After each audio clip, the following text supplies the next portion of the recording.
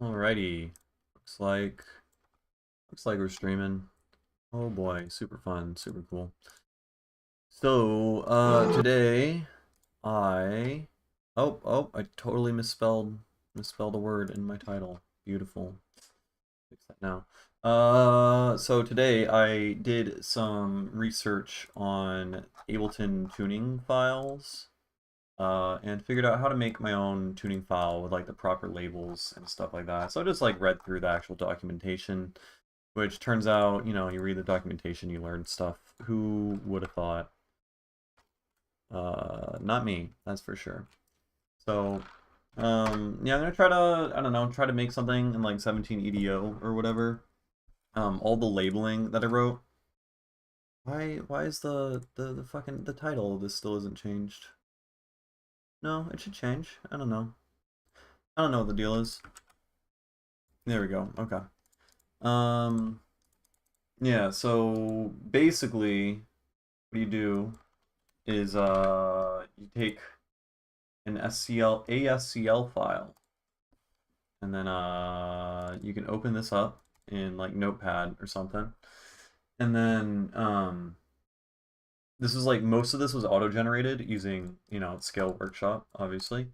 And then I entered the note names here manually. Now, something that's a little disappointing, which I guess it's probably like a lot of work on their end, but it would be really cool if you could create custom like scales within a tuning system, right?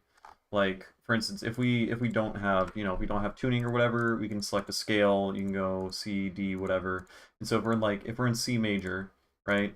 Then, these are all the normal letters. If we're in like fucking B flat or A sharp, B flat major or whatever, everything is renamed for us.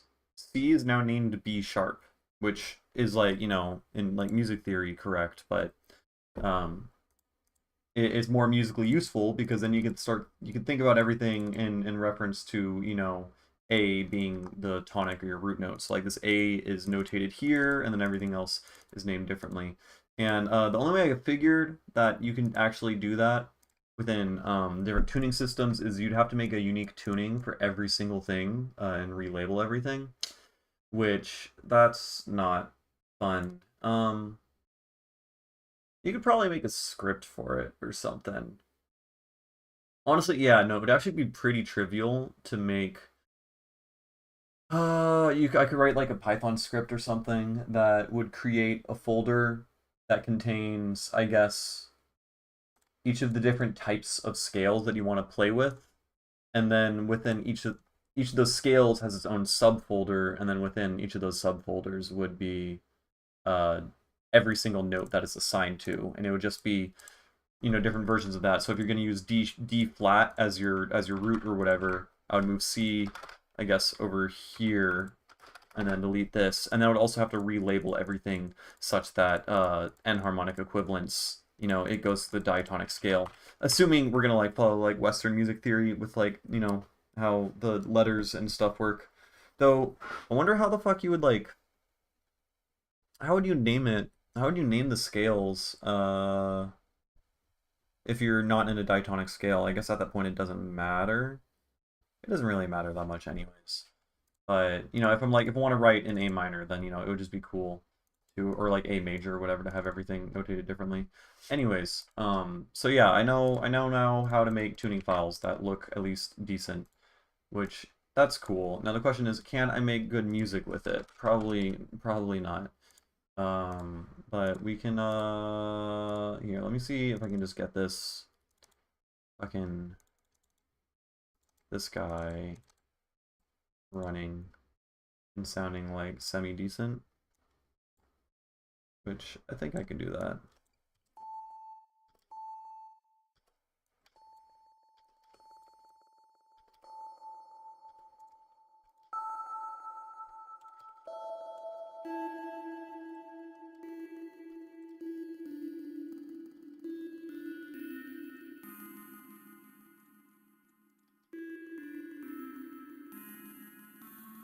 Right, that's super fun. Though I'm not even in the tuning system. Let's reload this. right? And then we can turn down like reverb amount. And we should layer this with something that's less verby. Just use an operator. Use this guy. We take in from the wide formant synth. What is microtonality? Microtonality is basically a catch-all term for any tuning system that isn't 12-tone equal temperament. So, you know, normally you divide an octave into 12 notes, right? So if I delete this tuning, you know, you have C, and then you climb up 12 notes above that. I guess I use operator to demonstrate everything. You climb up 12 notes, then you go back to C, an octave above it, which, you know, an octave is twice the frequency. And you can very clearly tell that, like, when, you know, two intervals that are within an octave play together, they sound super consonant and pretty. If you play a perfect fifth, which is a different type of interval, which is 7 steps apart in 12-tone equal temperament, that also sounds really pretty. Some of them don't sound pretty and sound dissonant, like this guy, right? And then you build chords out of these intervals, right? The only thing that matters is the relationship between the notes. So you have what's called like a perfect fifth, and then this is a major third, and then all of these together, these all carry different stable harmonic relationships with each of the other notes, and that creates a chord. And then, you know, we like chords and stuff. So these intervals are named the way that they are because they approximate different harmonic relations, meaning integer ratio multiples of each other. So the perfect fifth means this C4 is vibrating at, like, I don't know, 500 times a second or something.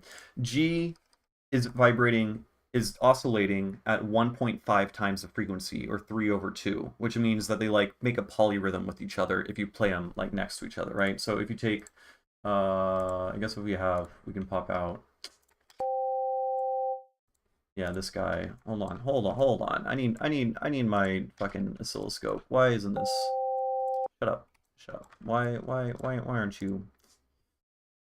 Okay, so right, if you play, you know, just one note down here, you see just the wave, right? If I play another note an octave above it, you can see that it's two waves playing together that are adding together and creating another stable wave, right?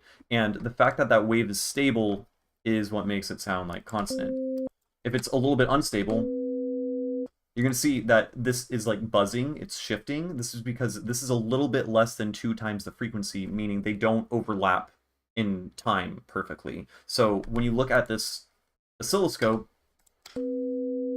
it's like buzzing and shit like that. You know, it looks super unstable, and it also sounds unstable. So when you approximate and get closer, like this guy is much more stable. There's still some like buzzing and shit like that, but it's much less, and it looks much more stable, and it also sounds better. Basically, there's different integer ratios, multiples, blah blah blah. It sounds good. So the point of microtonality is that if you use more than 12 notes or less than 12 notes, you're dividing the octave into different ratios, and then those ratios approximate different harmonic intervals related to, you know, relating to each other. So if you divide something into 17 notes instead of 12, right? So here's our C, which is here. I said, which is here, right? Now, if we have our octave, like we just showed before, but now we have different ratios and intervals. So this is like our perfect fifth, which is slightly different sounding. It's a little bit sharper than in 12-tone equal temperament, but it still sounds decent. And then you have access to different chords and stuff like that. So this is like kind of a major chord. It's called a super major chord because it's slightly sharper. The major third is slightly sharper. And I think this is a neutral chord. This is a minor chord. This is like a sub minor, like I guess I don't know what the fuck that is. But you have more chords now. You can make new shapes and sounds, new chords, new colors, new everything. It's all new stuff. It's kind of like unexplored territory, and it's cool. And so Ableton 12 has the ability to create your own tuning system or tuning files and stuff like that. So I just like assign labels to all of these letters, words. So like you notice in 12 tone equal temperament, C sharp and D flat are the same thing, right? Here we have basically sharps and flats. So you'll notice here we have where are we? We have F flat, F sharp, G, G sharp, A flat. So G sharp and A flat are both different notes here, right? So they're not the same note anymore because we have more notes to play with. So it's a whole fucking rabbit hole. Yeah, no, it gets very, very deep, really, really complicated, really quickly. Here's another like decent way to look at it. I guess my face is my face covering shit? It's covering some of it. Open image, a new tab. So this is like a list of all of the ratios, right? And if you divide the octave here, let's also do 12 tet ZenWiki. 12 EDO. And so ZenWiki is a good website to like try to learn more, though it is written honestly terribly for someone trying to like learn about this for the first time, that uses so much like not archaic. It's just like overly verbose, right? Like I don't know what the fuck half of these words mean, honestly. We're just talking about 12 tone equal temperament, something we all understand. And then it's talking about 5 limit harmony, 1/12 of a Pythagorean comma, or 1/11 of a syntonic comma, or full schisma. I don't know. I don't fucking know. And it just talks about it gets super in depth. You don't really need to understand any of that. All you need to understand is that it approximates different relationships and it sounds cool. So we got like in 12 tone equal temperament. Look here, 7 notes, which is like G. If this is C, then this is G. It's super, super close to a perfect fifth. 701 point. You know, this is 700 cents. Perfect fifth is about 2 cents away. If you divide it into 17 notes, perfect fifth is now, oh god, I accidentally deleted it, is now 3 cents above instead of 2 cents below. And now you have different intervals. So now we have like, we're pretty close to like 11/9 right here, which if we look over here, I don't think this can even show 11/9. But yeah, these are basically like approximations of different intervals. All the different ways you divide it gives you different intervals. They all have different sounds, similar to how like different things have different scales have different sounds. You know, different tunings also have different sounds, and different tunings can approximate different scales. And so there's like layers upon layers of stuff. Remember hearing that a perfect fifth doesn't perfectly line. Yep, yeah, nothing in any standard equal division of an octave tuning will align with any interval except for an octave. Because if you're equally dividing something, you're geometrically dividing, like multiplicatively dividing the frequency spectrum or whatever, right? But harmonics are additive. So, you know, like a harmonic is an integer multiple relationship to everything else. So if you're going to divide something in equal chunks, like logarithmically or whatever, because we hear exponentially in the frequency spectrum, it's just a mathematical fact that if you want to divide any perfect interval equally, then it's going to make every other interval not perfect. So there's some tuning systems called what is it called? It divides. You can divide everything into every tritive, which is like or every fifth or whatever. So you can divide a perfect fifth into, you know, like 10 notes or something, and then as a result, you don't have octaves anymore, but you get a different sound, but you get a perfect fifth. You know, weird shit. Or instead of a perfect fifth, you divide every 3/1, you know, like every third harmonic instead of every 2/1 second harmonic. And they sound really fucking weird. I'm totally forgetting what the name of that temperament is. ED3? ED3/2? Equal division of the fifth. Wendy Carlos did it. No fucking way. Can we hear it? No.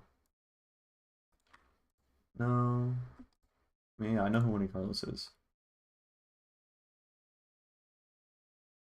I'm trying to remember. There's a super famous, not famous, but like well-known. Oh, it's just ED3, EDT, equal division of the tritive. See, like, there's so many fucking words and like made up new word. Like this one isn't even that bad, but like if you like type in, I don't know, dodeca, yeah, what dodecacoid, comma, dodecadot, whatever. There's so much tetracot family. They just keep inventing new words for every single possible like thing. And it gets really, really frustrating for anyone who wants to learn any of it, which is annoying. My background, I'm just like, I just make electronic music. Mostly this YouTube channel is mostly just about sound design and like psychoacoustics and stuff like that. So all my like YouTube videos are Ableton sound design techniques for making like weird psychedelic, squishy, bassy, formanty, vocal sounding synths and stuff. And I've been experimenting a lot more in microtonal stuff lately. I worked a little bit. I guess I have professional experience in audio. I did like an internship working at Dolby on like surround sound, Dolby Atmos, stuff like that. I'm just super, super into and all about audio and sound design and electronic music, really.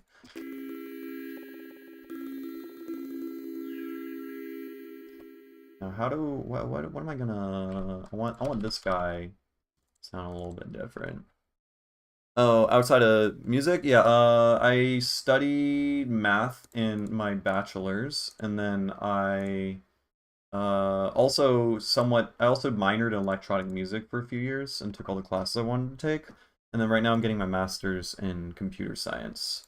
Um, and yeah, ideally I'm gonna just keep working in audio because that's just super cool. So yeah, so let's just like move all of this stuff away.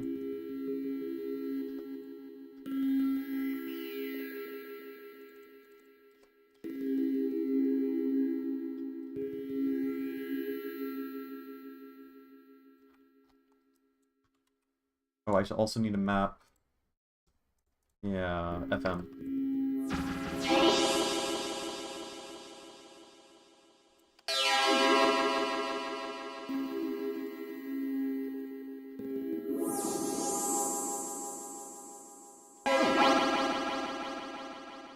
All right, let's make this consistent on the grid. And we can map this also to spin. And we also can map you to read.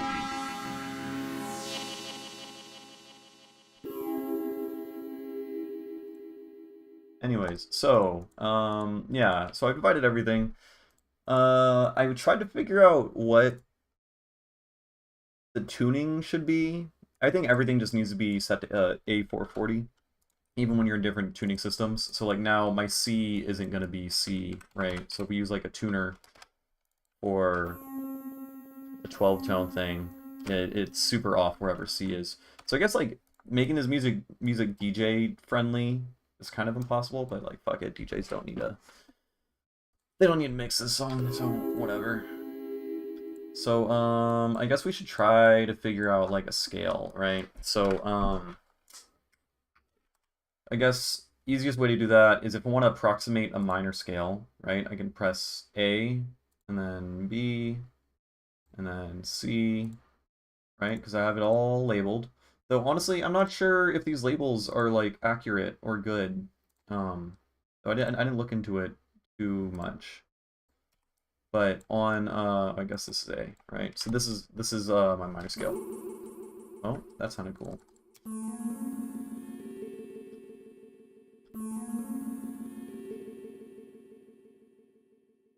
One, two, three, four, five, six, seven. Yeah.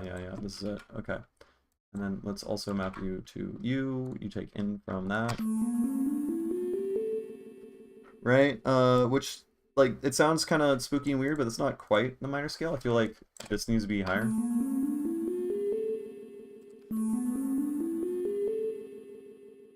I don't know. I don't know anything. Anyways, so we have our scale that we just kind of chose, right? It's an altered minor scale, or altered approximated minor scale. So it's a little bit weird. There are 3 large steps and 4 small steps. Normally everything is 2 large steps and 5 small steps, but we're mixing it up. So we can just like move this over here and hide it. And then we can shift everything down to, I don't know, F. Except, let's move it down more. E. I guess we should put a tuner on you. No? I want to get something that's close to, like 44 hertz-ish. Which I think that is. Right? We can close that now. I guess I'll have to lower that more. But either way, this is going to be good. And the reason why is I just want this to be like a decent like sub-bass note, I guess.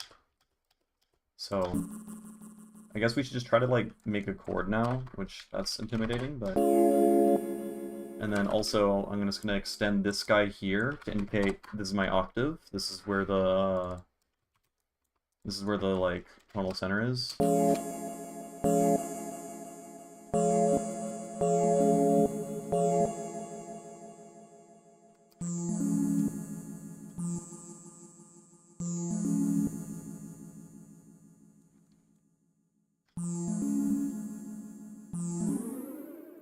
Also, I don't like the BPM. Let's make this like 90.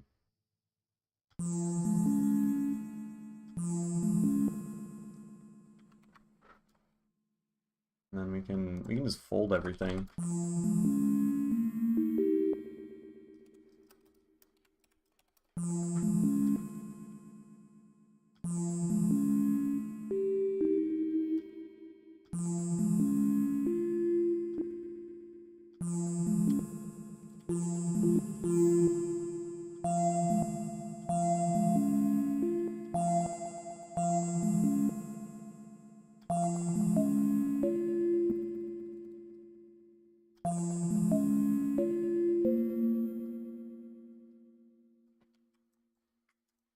Don't really know what I'm doing. Just gonna kind of scribbling on notes, because honestly, yeah, I don't know what the fuck I'm doing, because we're in microtonal tunings, so shit gets weird.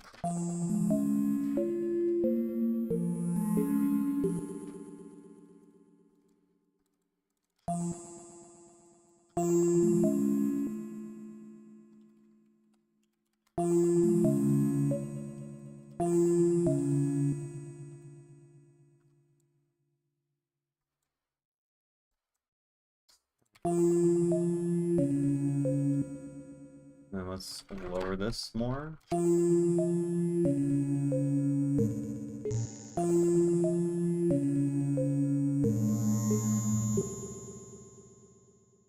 This guy starts off super dissonant and then drops to a fifth.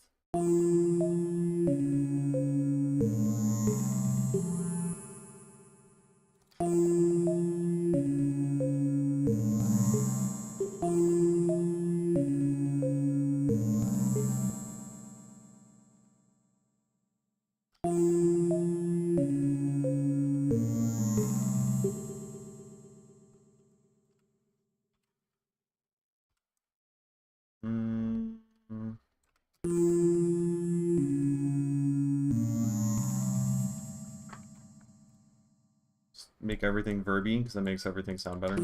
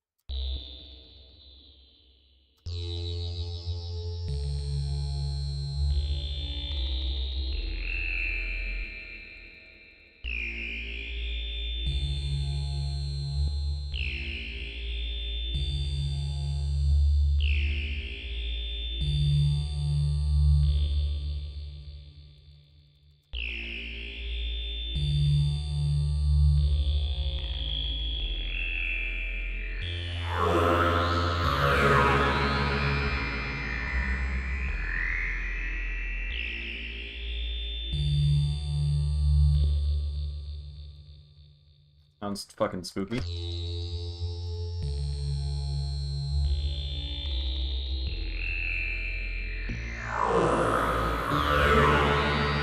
don't know why. What's up with that? What are you doing? What's your deal, man?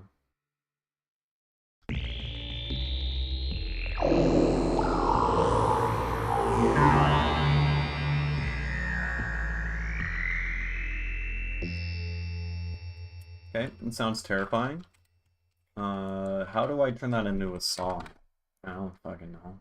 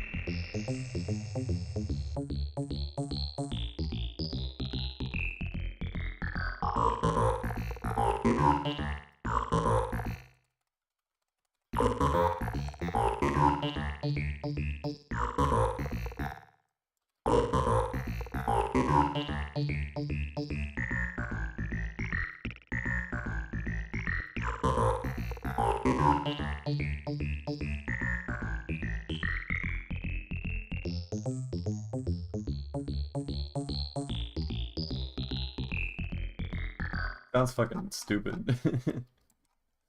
Okay, I don't know. I don't know. We could just run with it and see what other ideas this gives us.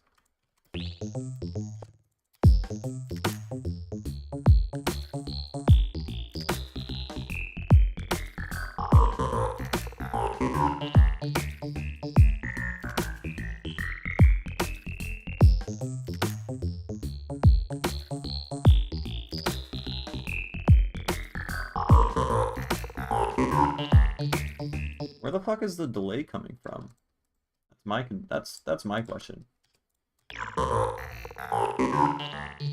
turned off the swap delay. Oh.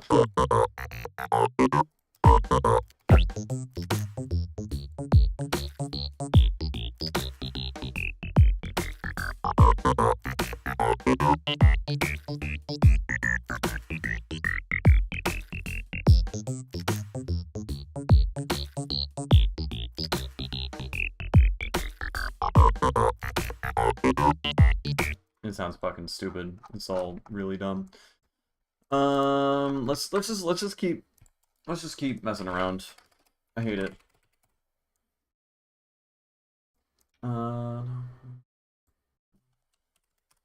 Let's go 100, and then let's try to just make fucking chords. Yeah, something like that. I guess we could take here. We'll take this MIDI for now because I already have the fucking scale written out. And then make this. I don't know. This guy.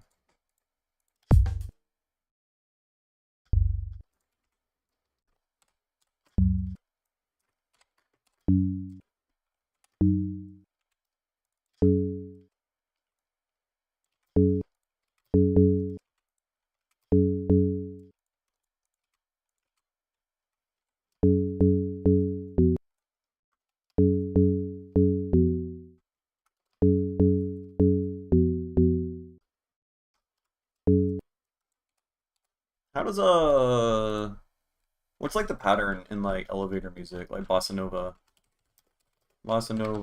groove, bossa nova hi-hat drum groove, 10 minutes. Okay, bossa nova, I don't know, jazz. It's just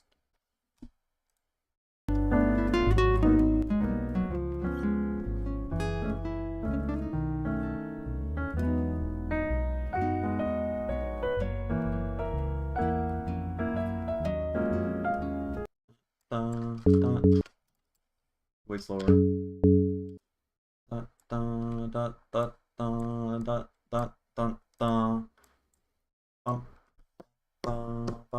Yeah, so it's like on the beat, and then it's off.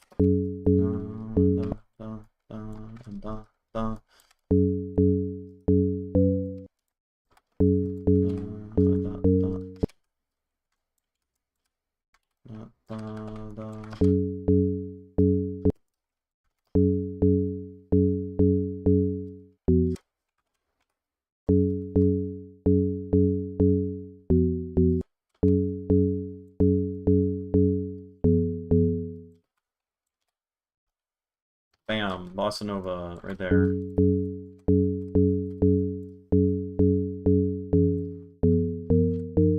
And then it fucking sucks right afterwards. And I need to make the chords actually good. So what is this? I don't even know. It's something with an extended, with like a ninth afterward.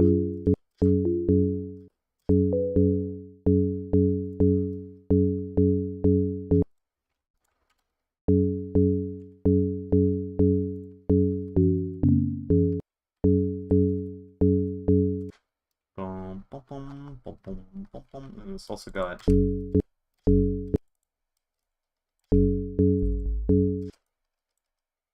that's like a fifth above.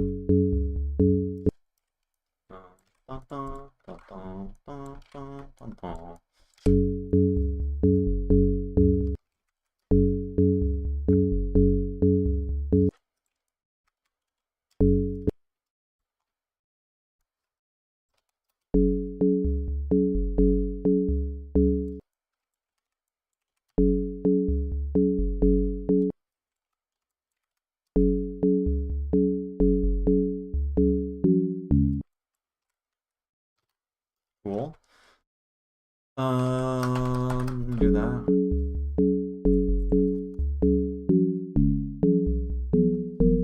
Okay, and then yeah, these those all suck. I know.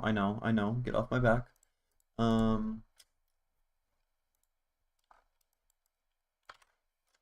Do what? I go down to like F flat or something, so the root note can be that, and then we need a B flat. I guess we can have a B sharp.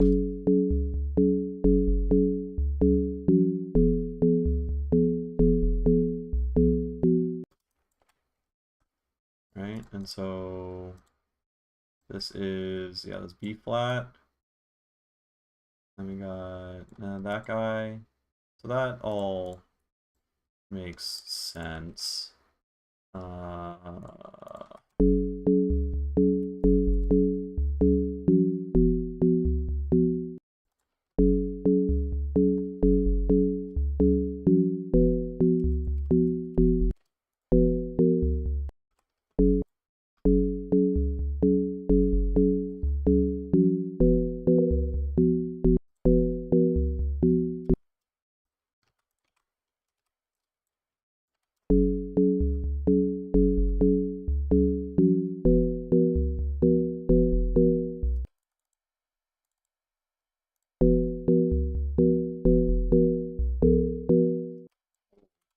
Spicy.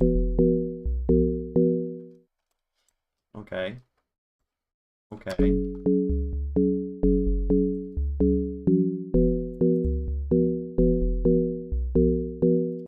Yeah, a little bit too spicy. Maybe we can have that come in just once. I don't know.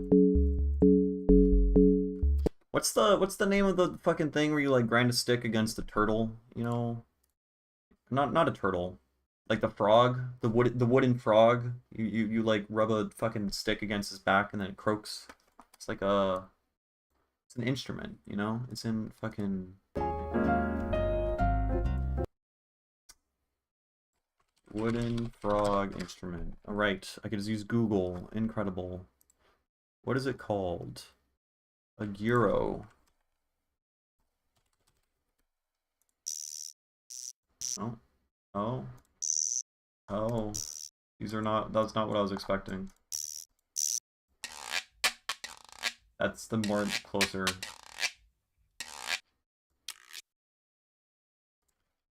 right? So we can like,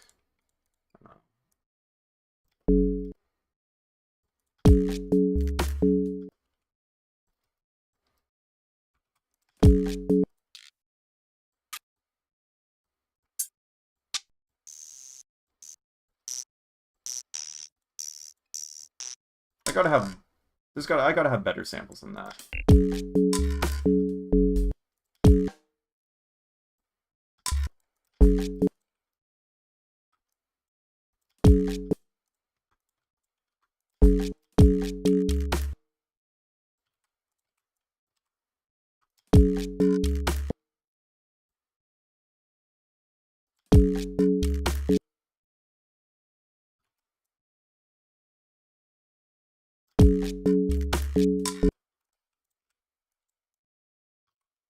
Like something like that. I was hoping for just like a loop that would just make everything way, way easier. But no. Answer is no. I mean that kind of is. Oh god, it's terrible. Oh, that's kind of good actually. No, I'm just silly.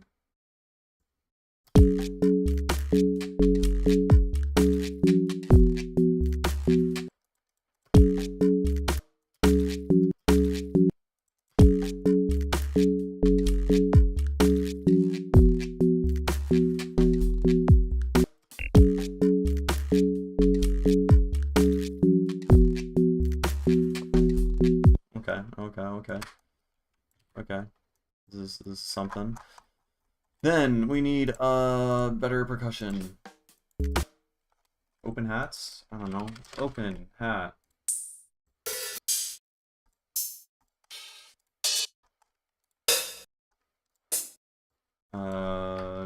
Gas brush.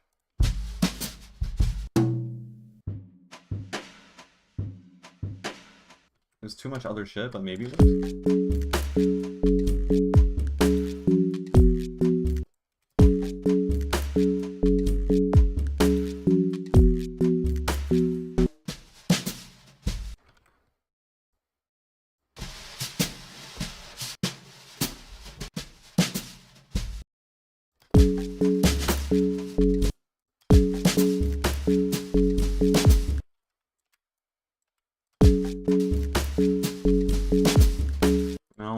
No. Too much shit. Too much shit.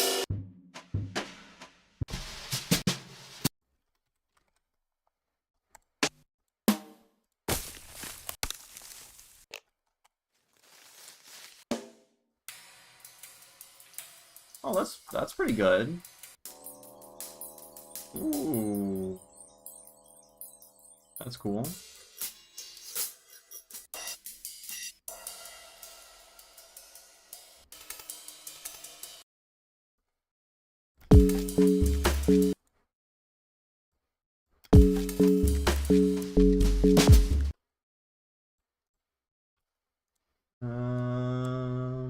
I don't know. I don't know what the fuck I'm doing.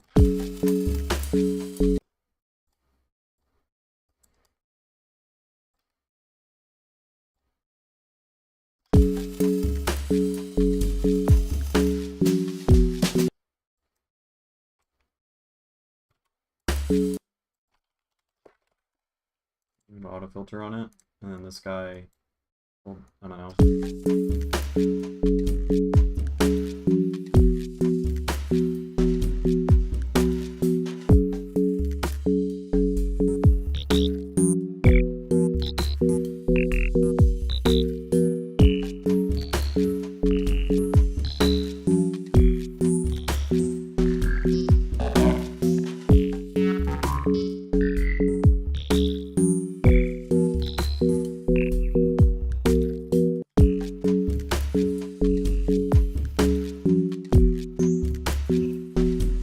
What the fuck? What's controlling this? What's happening? Command Z.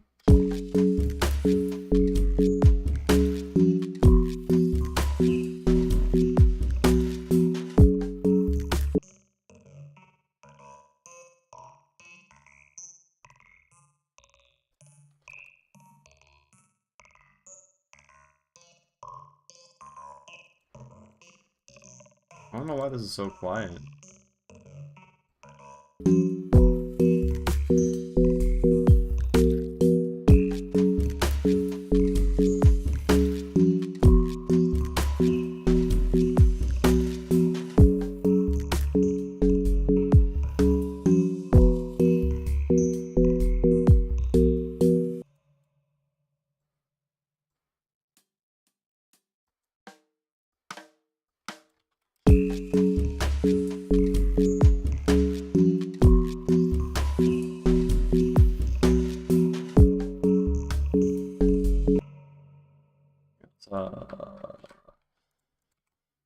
More snare. Let's just copy this whole last fucking dude over.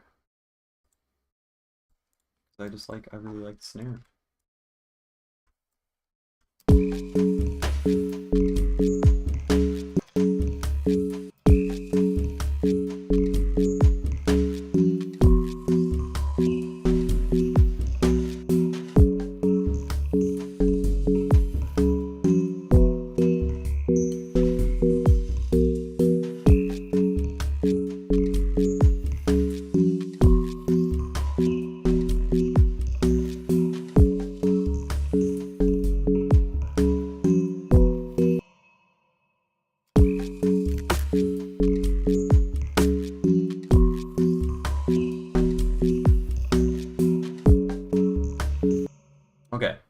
Okay.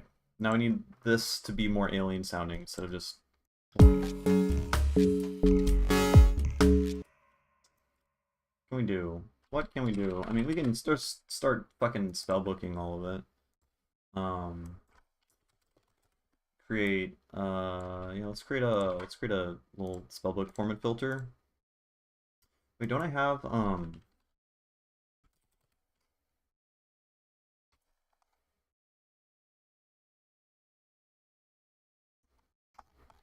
it'd be really great if I already had like a preset thing for doing sound design. I don't know if I do. I mean, I could take the squelch generator. Here we go. Okay, yeah, let's grab squelch generator. Oh, fuck. I played like tabla for like 2 hours today, and now my fucking arm is like killing me because I'm not used to it. Okay. This guy, formant filter. Yeah. All right, let's just toss you on you. And we can actually no, we might want to keep you. Hold on. Command Z. Don't crash.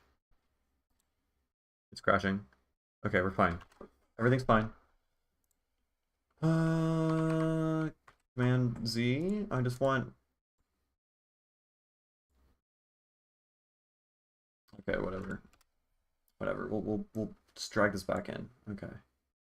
Jesus, Ableton, chill the fuck out. Relax, please. Okay. 0. Oh, but this is Serum. I can still import a tuning file for Serum. Well, that'll be annoying.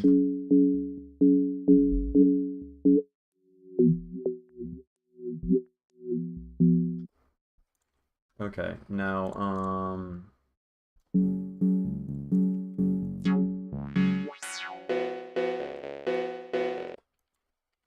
now we get a spell book.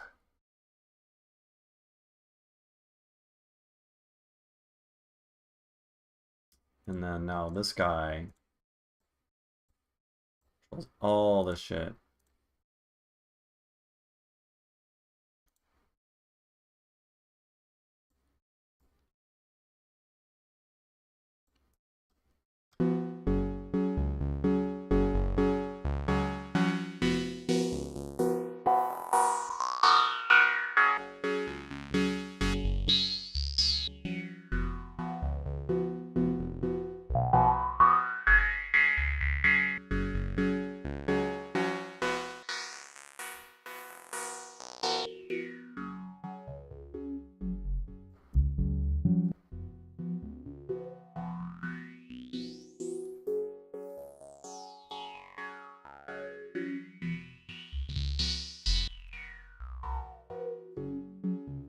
The switch? Oh, what the fuck am I doing? Why is the switch a hard switch? Oh, that's so stupid. Okay, no. No. We're not doing that. We're just gonna create a dry wet filter. What was I thinking when I made this? That was version 2, wasn't it? Yeah, this is V2. Oh, well, that's not good. Okay. And you. And then we map the chain selector to you.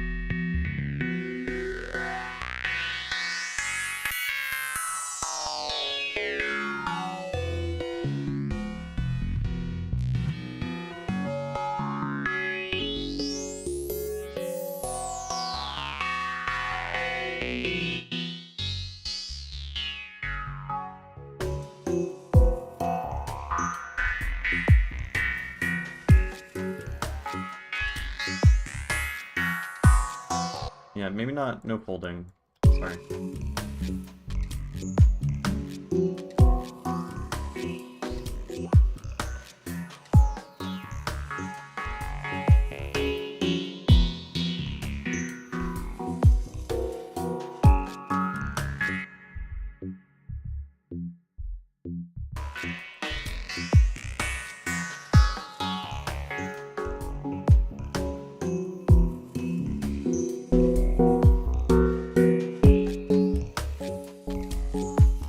Okay, this is surprisingly pretty fucking boring, but it's a nice little exercise, I think.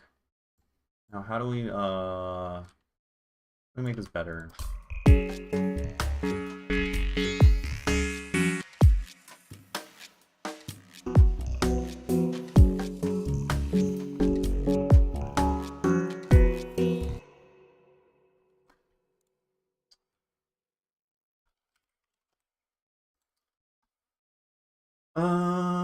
We can create a monophonic,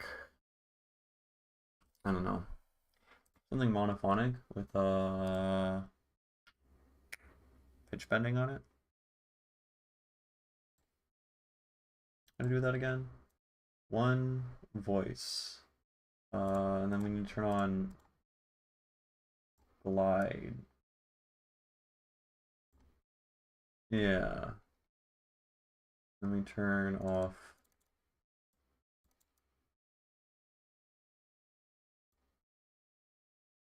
this guy.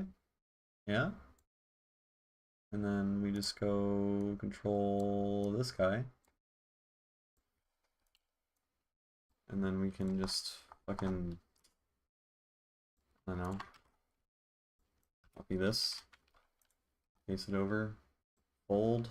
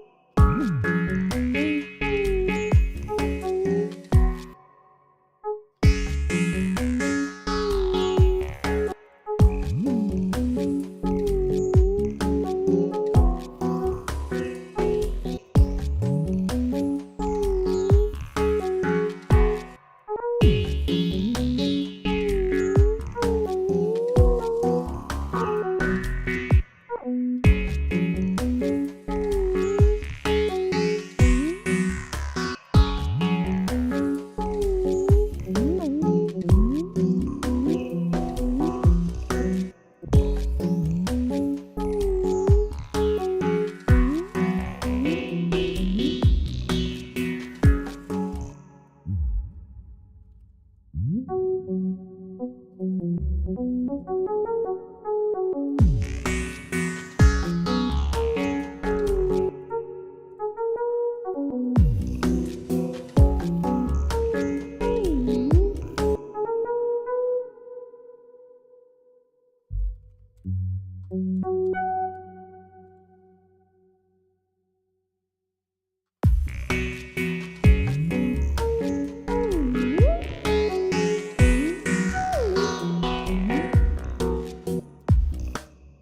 don't know what the fuck's going on.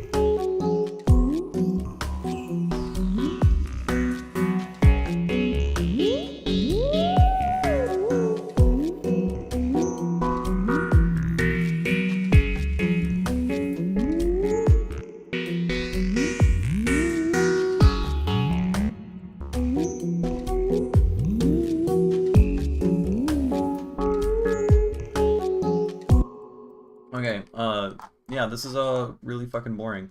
Kind of hoping, I don't know, for some reason I thought making like elevator music sounding shit would somehow be fun. I mean, I'm having fun making it, but the end product is shit. Which like, duh, because this is that's what elevator music is. It's just it's shit. It's intended to be shit.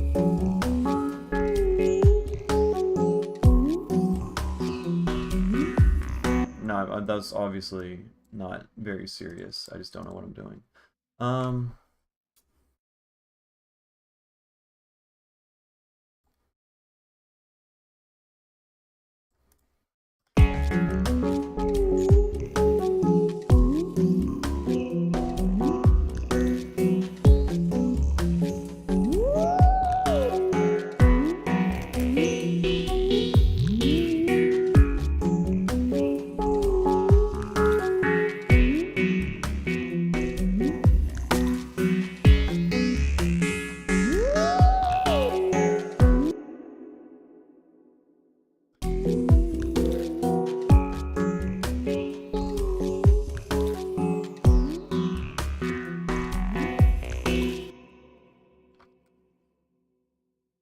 now XYZ Q XYZ map.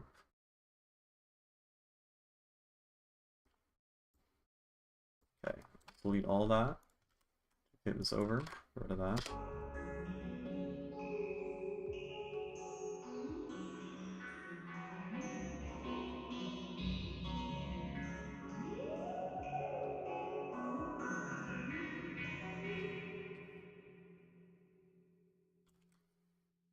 Why in from you?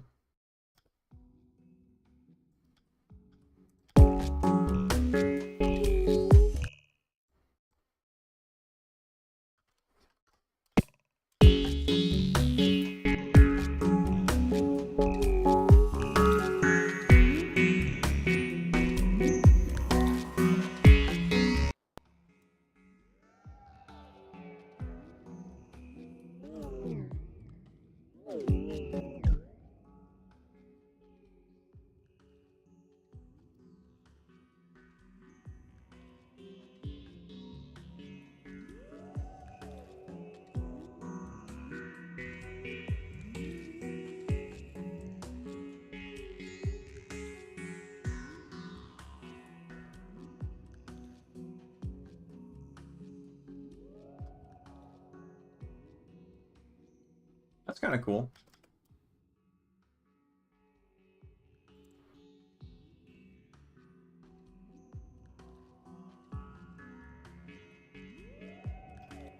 Now, if I want to make this super realistic, I need to change how the reverb is mapped.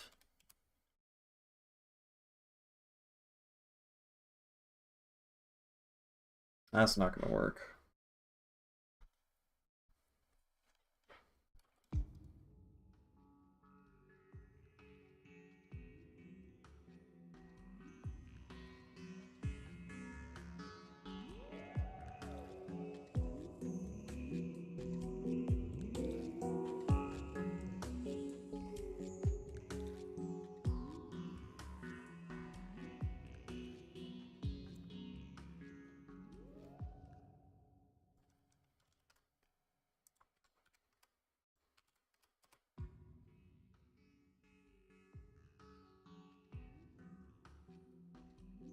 No, it's not.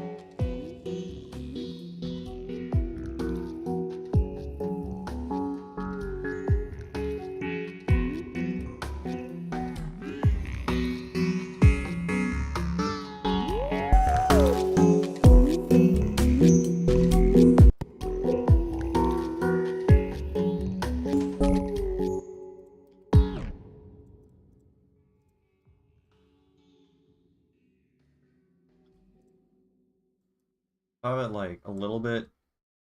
It's gonna like come from behind, come all the way around, and then like lower itself down, and then you like enter the song. I think that could be cool. So let's.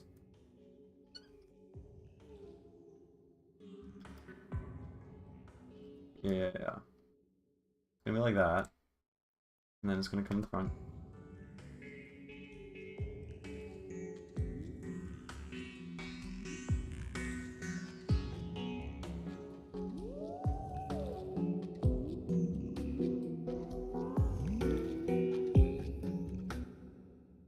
And then this guy is going to be just in front the entire time, like pretty high up.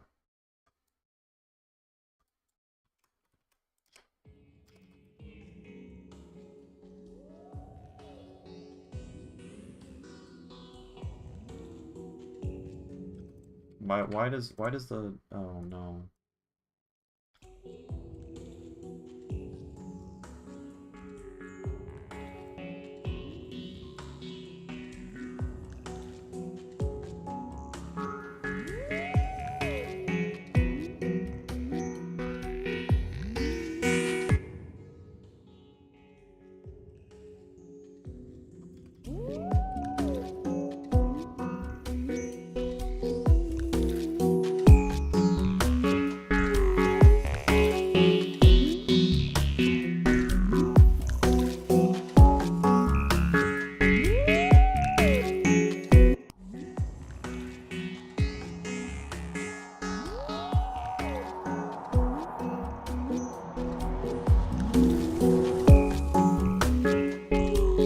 Like that's cool in principle, but the song is still like super fucking boring. But that's fine. That's fine. It was a little fun little experiment. Let's go just I don't know, microtonal elevator.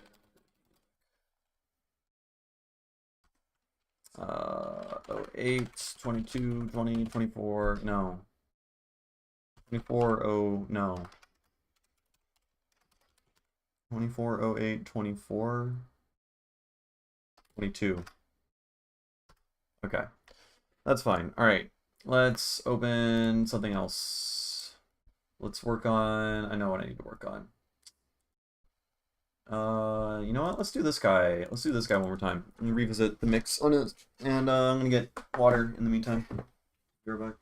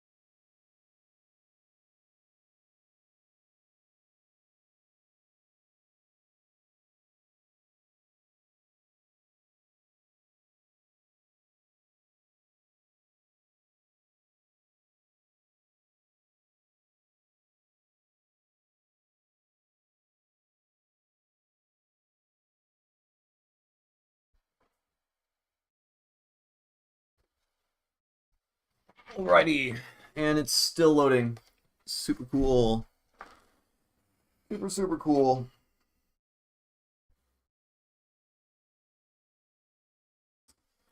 What can we do in the meantime? I remember when I was reading on the tuning system FAQ, it said something about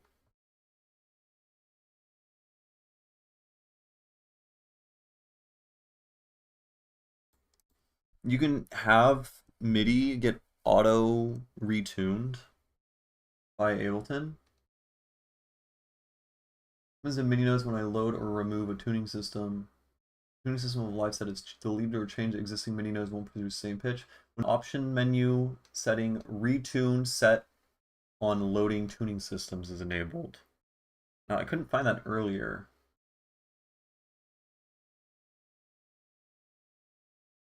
MIDI notes will retain the same note index in the new tuning system. Okay, but when it's enabled, then the notes get reassigned, which could be cool. All right, let's go back to this guy.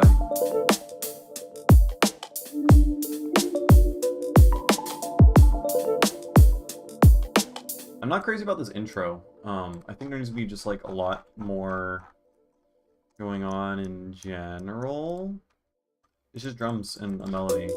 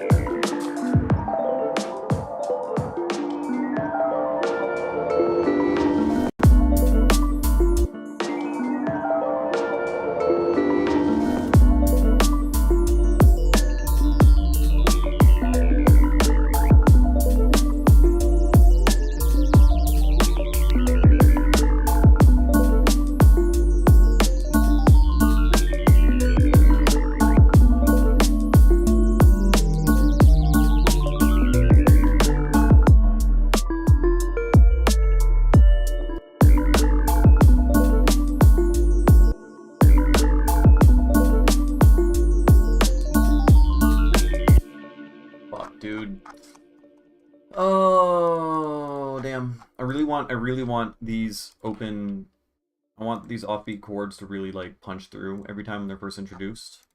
But the kick side chain is like a little sucky at this point, just because like that the kick side chain is good, but in this one instance, it's covering up the chord on the offbeat chord pattern for the first few notes. So like it's kind of hard to tell that there's an offbeat chord that just got introduced until it's been longer than it should. So I think I'm just gonna remove some of the side chain there.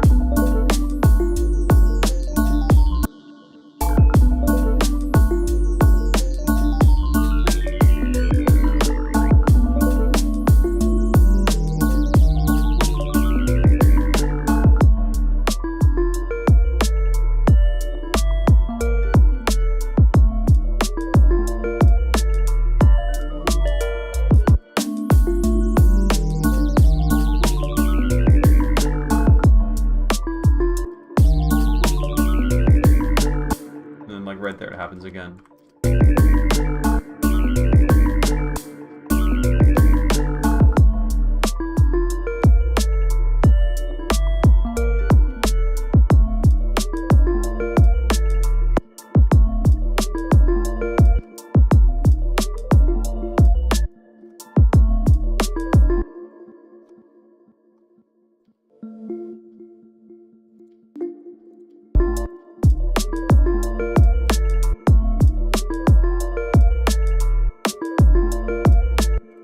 Let's just get rid of that.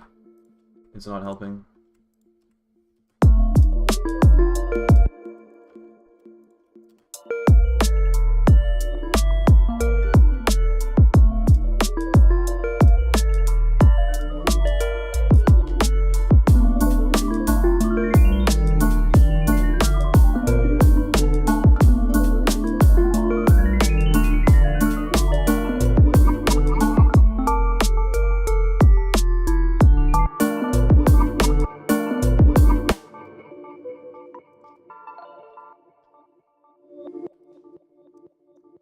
Is that sound? There's a really high... Oh, this guy. Yeah.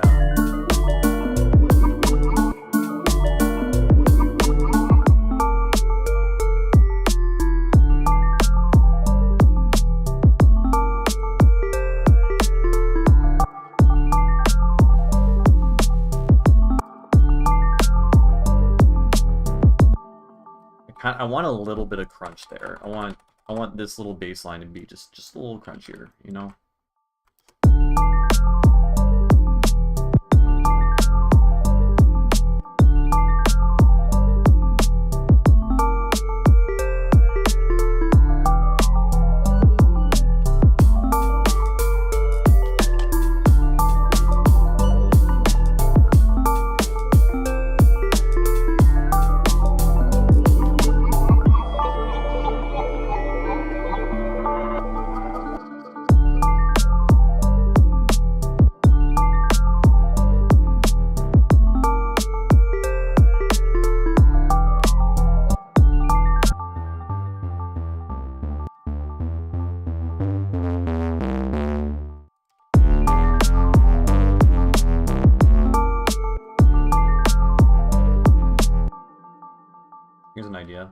Here's an idea. So we have wider on, and then I'll group the saturator, I'll parallel process it, and I'll make the clipped saturator mono,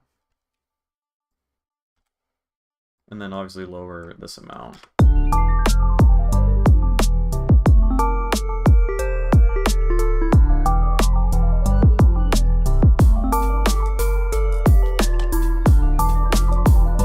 And then the sub is, it pulses too much.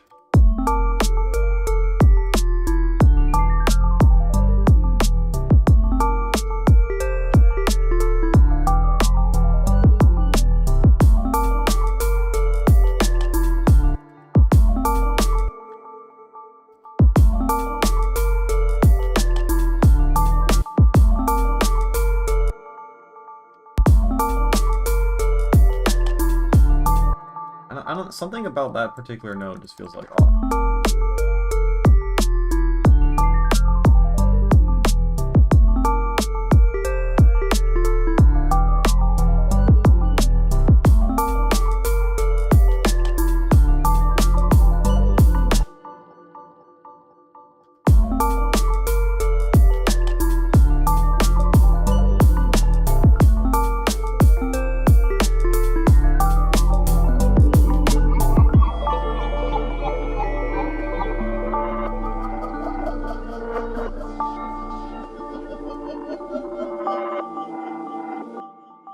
guys are...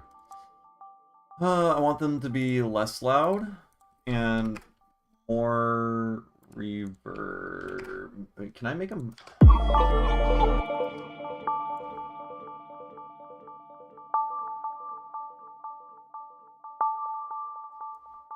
I can't. I was gonna like see if I can make them sound like they're higher up in the mix. I might be able to. I can get a height filter. And then we could put a height filter, but also add a little bit of erosion beforehand.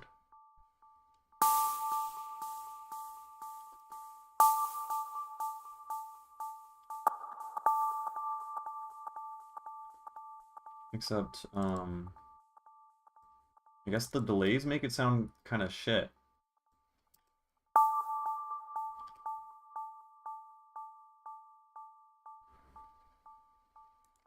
Hear me out? What if we add another return track? Okay. Ooh, okay, okay. Hold on. And this is going to be a return track for height filter. Okay. And so this is just going to be exclusively... what's the pin filter look like? That. Let's make it fucking sharp. Yeah. And then... let's EQ out the lows. And whatever, you know, whatever we add into here. And you can just like...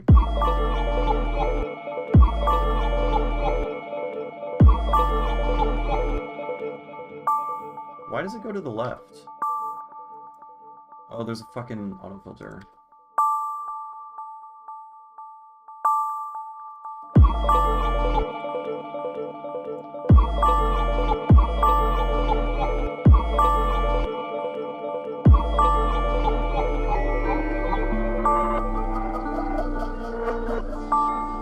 Yeah, that idea sucks. It doesn't work.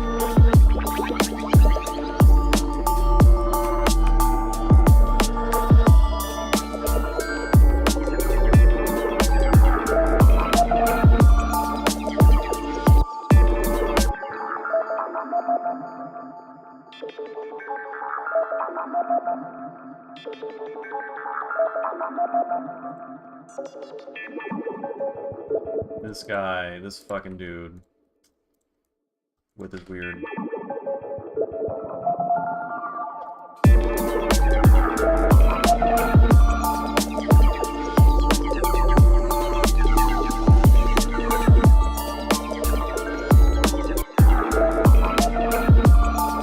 I gotta say, something I don't like about Ableton 12, I'm pretty sure, maybe this is like a setting I can enable and disable, but I'm pretty sure it used to be that if I zeroed out a piece of audio, it would make the audio that is blending into silence. But now it's like, this doesn't do anything to this little bit over here, which I preferred it that way, because now I have to like actually delete everything, or I have to go in manually and adjust it. Like, what the fuck is with that?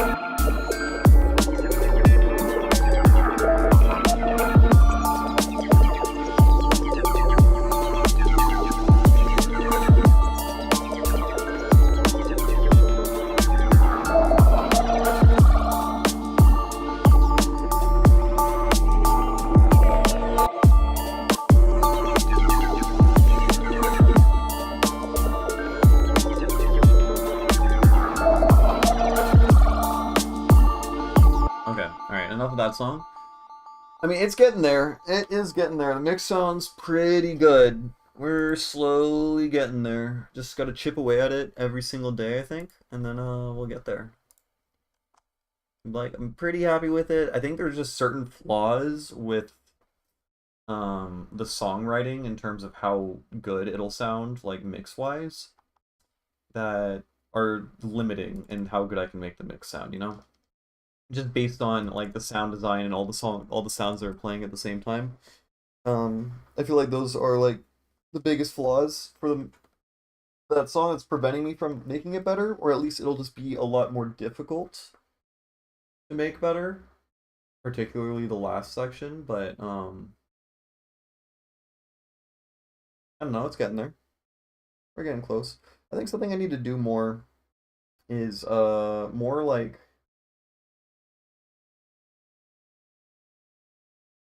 dynamic variation of elements. I feel like I have a lot of stuff going on that all lack transients, or there's too many things going on at a time that have too many transients, you know? Like the like dimensionality of the sounds, you know?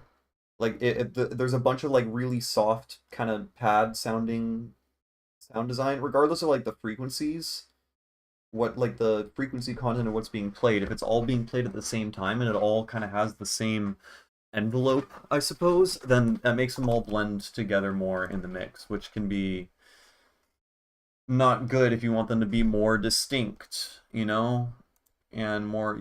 You can't pay attention to each individual element that way. And like it kind of works if you're trying to blend stuff together, but you know, if I want to have a bunch of different sound design moving around your head, and you can pick out each individual thing, I need to have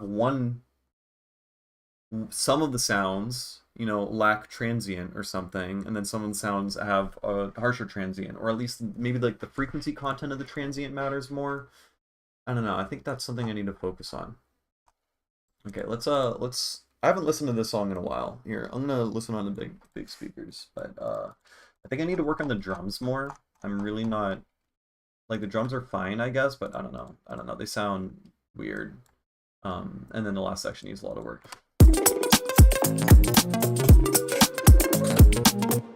Yeah, I already don't like this. What's the deal with these drums? Why do they sound so, Is it because there's a K clip on it? Is that my fucking issue?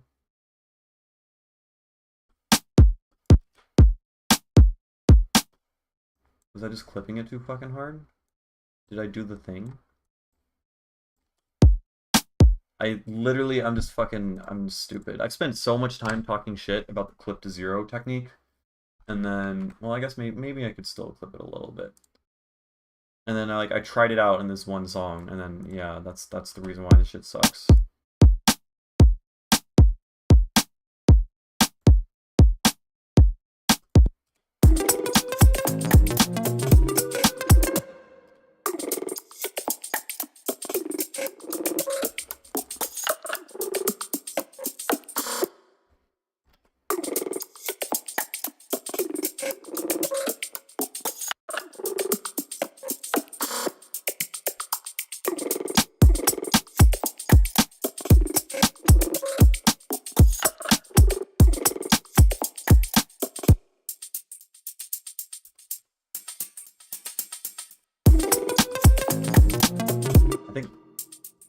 like that guy.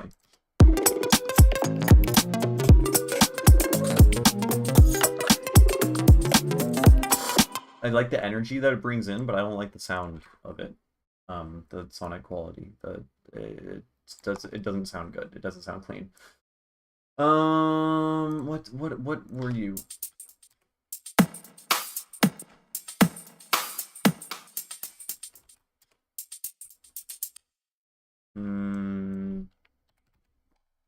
See if there's other drum loops, maybe. Maybe loop, drum loop.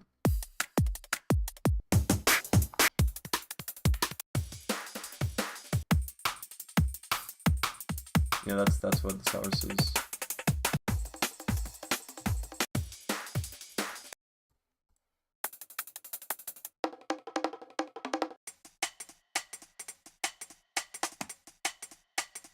Honestly, I think I could probably use one of these as like a fill. That could be cool.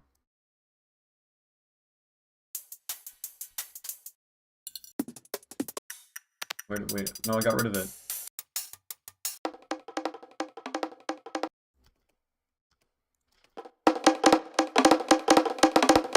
Oh god, oh jeez. Oh, it might not actually work that well because the BPM is wildly different.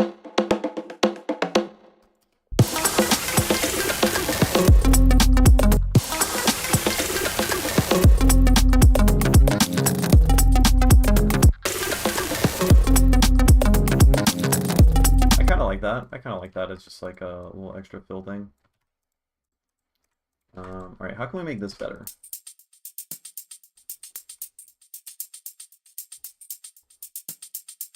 Also, wait, there's clicks. Yo.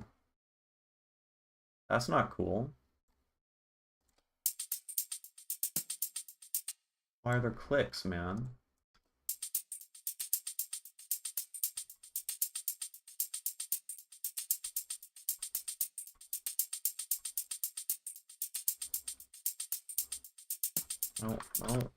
No, stop with the clicks. Jesus. And then I cut all this out and duplicate this over again, and then we can just duplicate that, and then that, and then that, and then that. No? Whoa. And that, and then we get rid of that, and then we duplicate.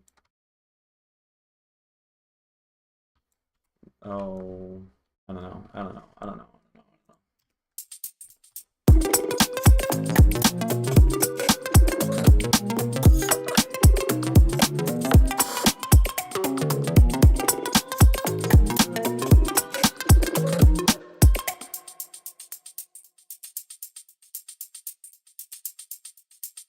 Wonder why.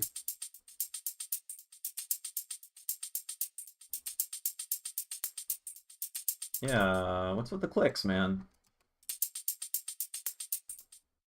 Yuck, gross, icky.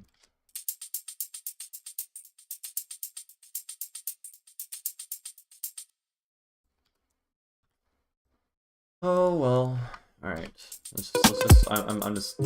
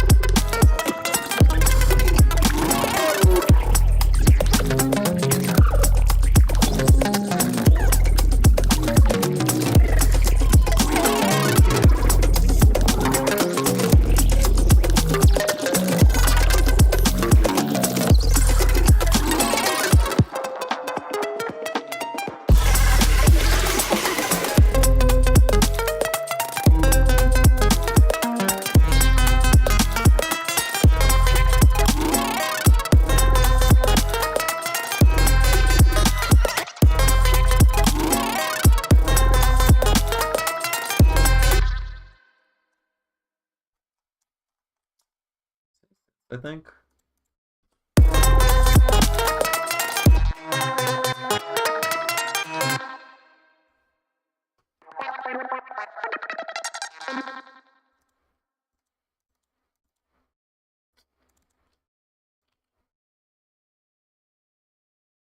If we cut this.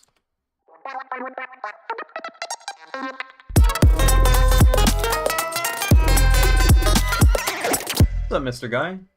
How you doing? Earlier this live stream, I figured out how the fuck Ableton Scala, the Ableton Scala files work, and basically you could just like notate and add your own notes to the scales now.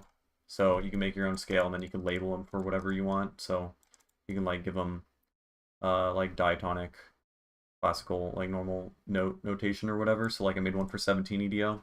And then I made a really shitty bossa nova elevator song thing, elevator music stuff. And then now we're here. And then this guy actually isn't in any normal tuning system. This one, just the MPE of, I made this a while ago, but basically I used microtuner and just kind of randomized or bent the pitch bending of every single thing together. So, like using MPE control, like we have this guy. It sounds like that. Like it's not showing the notes for some reason, but there's notes being played normally. You know, if it's on like an X to Y. Oh God, why must it be like this? Why can't I bend this one? Here you go. And it sounds fucking weird, and then you can move this around and bend everything at the same time.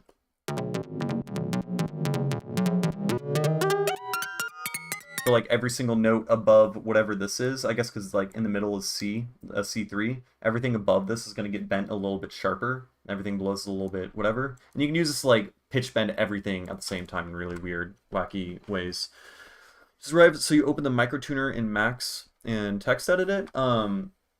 Not quite. So Ableton 12 has imported tuning files that you can enter, which are under tunings over here. Oh, my name's probably covering it. Yeah.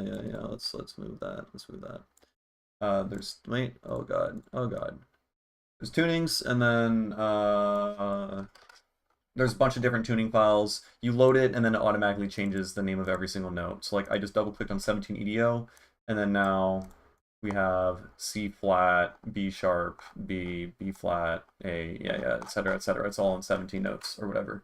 And you do that by making your own Ableton crashed. Sick. So cool. Super cool. You make that by text editing a generated ASCL file from Savish's tuning workshop. Yeah. Oh fuck. All right. Well, what did I just do on I did some good mixing changes that it's probably gonna break a bunch of spellbook devices when I reload this, so that's gonna be obnoxious, but it is what it is. Yeah. Pretty please. Yep, I would like to recover my work. Thank you. Thank you. Okay, let's oh yeah, I was trying to figure out how the fuck there's this like bypass tuning thing. I guess you can load when you load a tuning system, it should automatically reassign MIDI notes to play a different pitch. I couldn't figure that out though. I couldn't find where that is an option. Yeah. Oh, I mean, it happened because I guess I was loading tuning files and there's like microtuners and shit on everything, and I was playing around with the MPE control, which is a little buggy. So I was doing things that I knew was like a little bit unstable, which is unfortunate. Still loading, huh? 2%, 3%. Oh boy. Well, that sped up really quickly.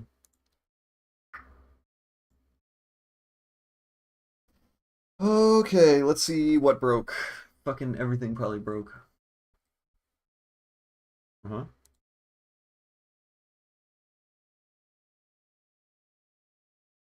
Come on. This guy. This guy. Yep, everything broke. So cool. You know what? I'm just gonna reload. I'm just gonna reload the fucking song.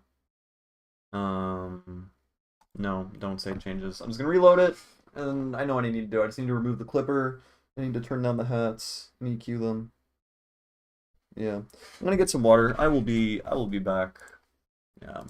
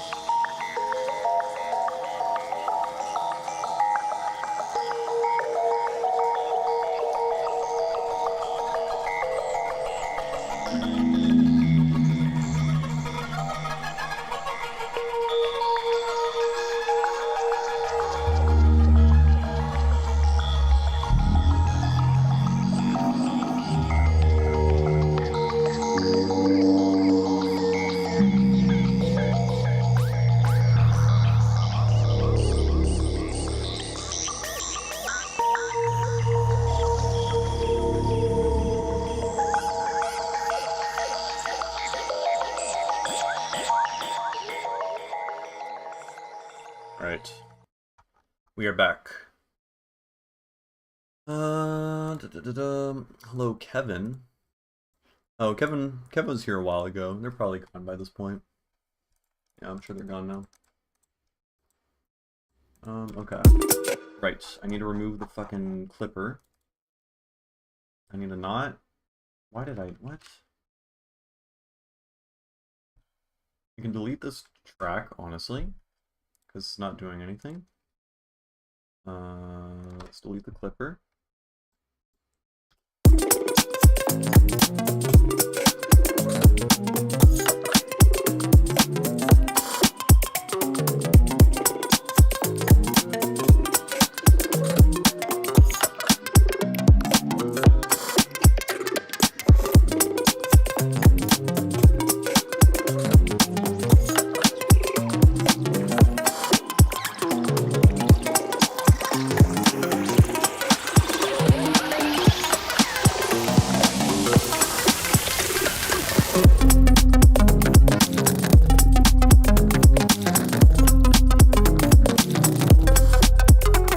If I want to start using Ableton, should I start with the cheapest version? How do you learn to even use the program?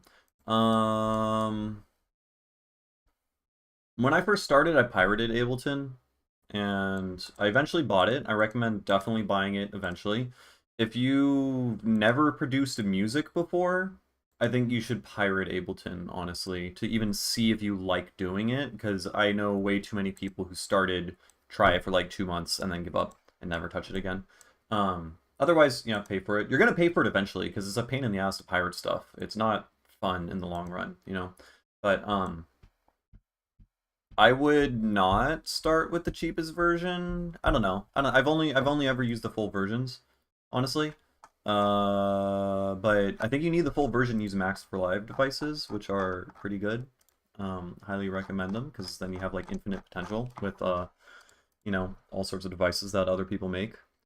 So yeah, and then how do you learn to use the program? You watch a couple tutorials on like making your first song or whatever, and then you just experiment and you just do it every single day. You just have to open Ableton every single day, noodle around for like at least 20 minutes, and then before you know it, you'll know what to do. The only thing I recommend specifically for learning Ableton is when it opens up, it starts off in this whatever this is called. I don't know. I forgot what this is called. There's two versions. Every time you press tab, you switch between this fucking screen and the arrangement thing.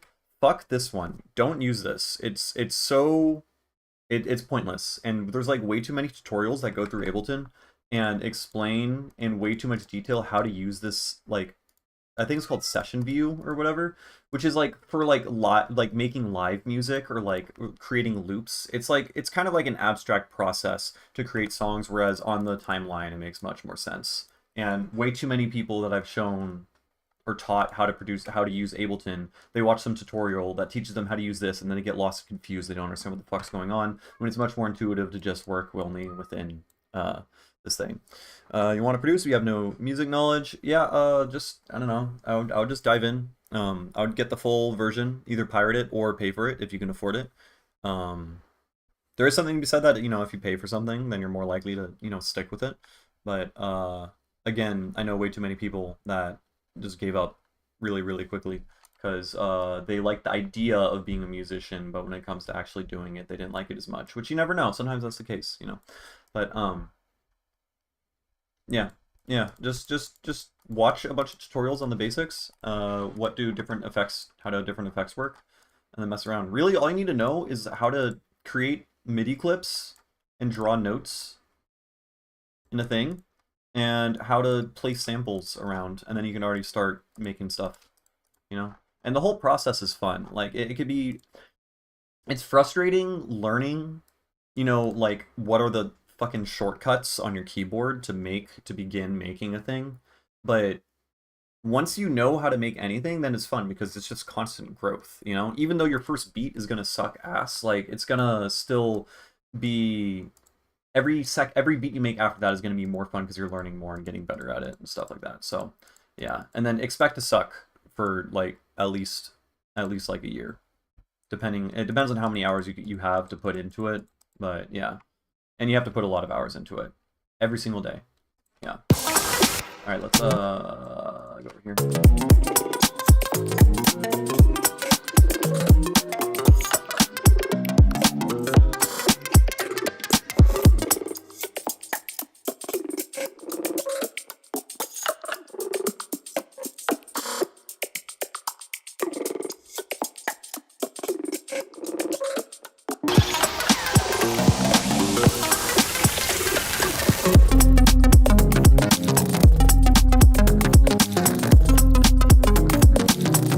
I'm not saying session view is necessarily wrong, but I think you should not start off learning Ableton through the session view. I think it's confusing as fuck for beginners, and it's much more intuitive to see everything on a timeline. So I'm sure I know it's useful and you can get really cool stuff done, and it depends on like your workflow and your process. But like, if someone's like goal is just like understanding how a song is structured and how music works, you know? Yeah, exactly. It's for more like live performance stuff, which, you know, is all cool in its own right, but like there's just way too many tutorials that are like, I don't know, they teach you how to do live performance and then teach you how to abstract that live performance into a timeline, which is just like, no, you're not, it's too much.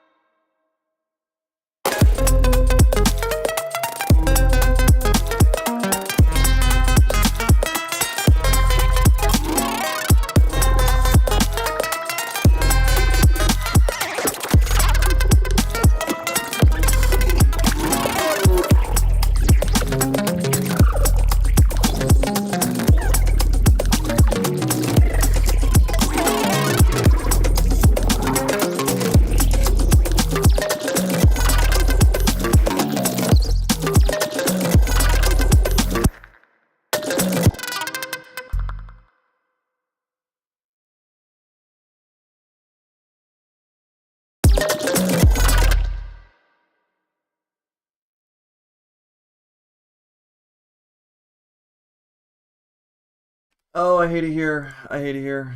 Oh god. Yep.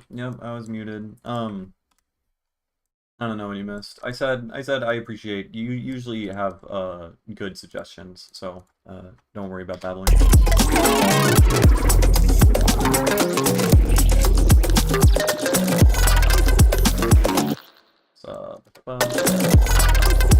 Wait, still? I hope you do now. I think it might be. I hate it here. No, yeah, there we go. There we go. Okay. I'm just a little behind.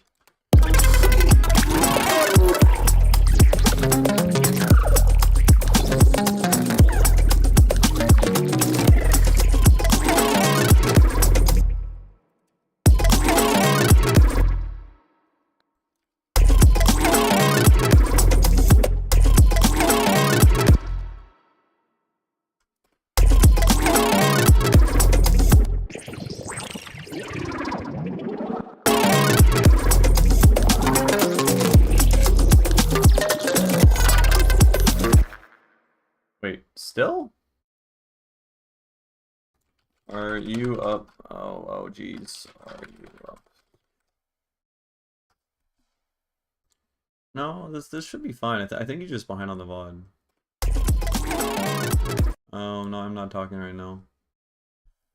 Oh, geez. I mean, it says microphone is on. I'm speaking into it. It should be good. Wait, still? No, it's good. Okay. Yeah, I think you're just behind.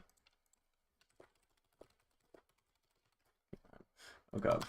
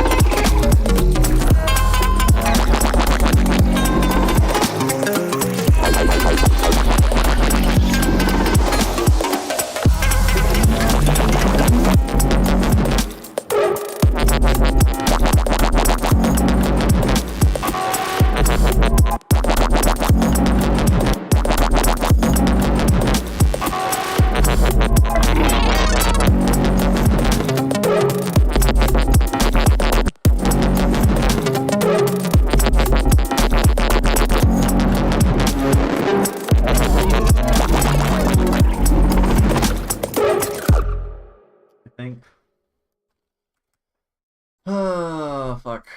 Mixing this down is gonna suck.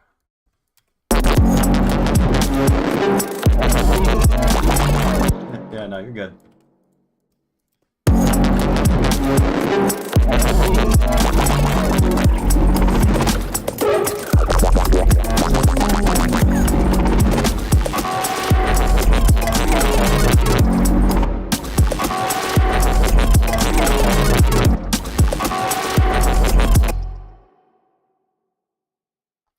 Where... I'm forgetting where everything in this song is located. I thought all the webs are in the synth section. Nope, nope, nope, they're not. They're in a separate... Oh, drop 2 wubs. There we go.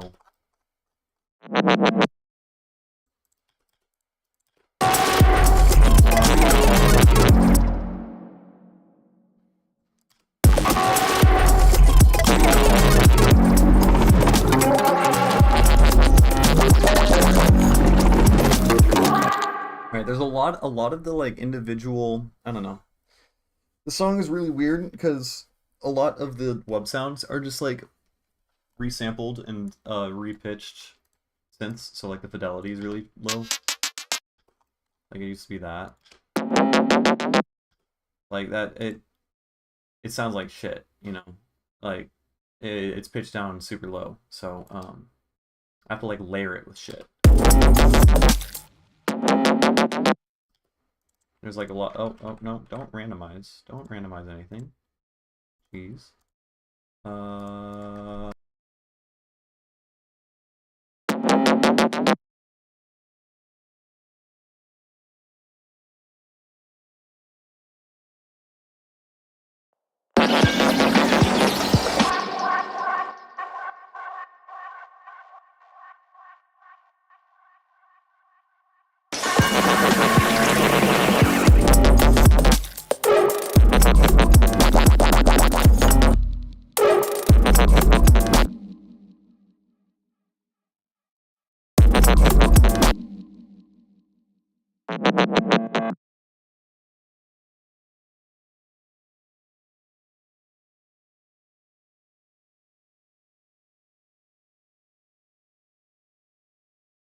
I'm so over it. I'm so over it. Why is this happening all of a sudden? I was so good.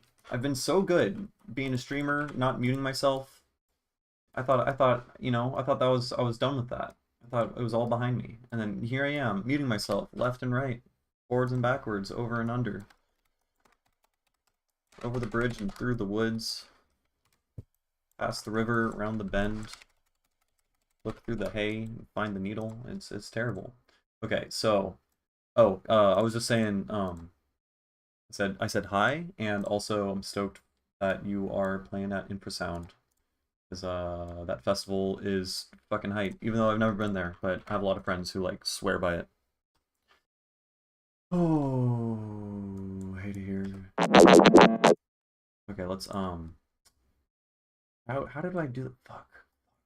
This is awful. I have to say this is like one of the worst like little pits of hell I've like locked myself into, where I'm trying to take this guy, which sounds like shit. I mean, it's a cool sound, but it sounds like shit, you know. There's fecal matter all over it. So I have to layer it with a better sound. So I have to align the MIDI notes to this thing. The thing is that this was all generated off of some like random arpeggiated exponential rhythm thing that's slowed down. So I need to here. Here, let's just take 46. You know, I could see if maybe the transient detector for the like when you load a MIDI note, when you like throw audio into a MIDI note, you know? Maybe that can find it. Right? So we got this guy. Can I just throw you in there? Melody.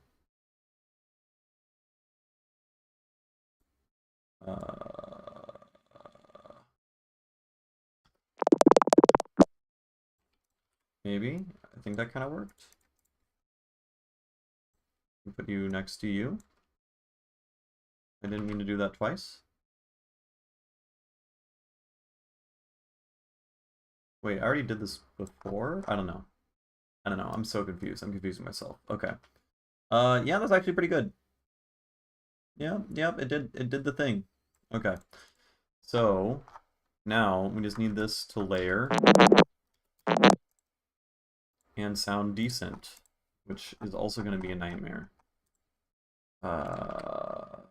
It's all worth it because the song is good. Why is the pitch range so low?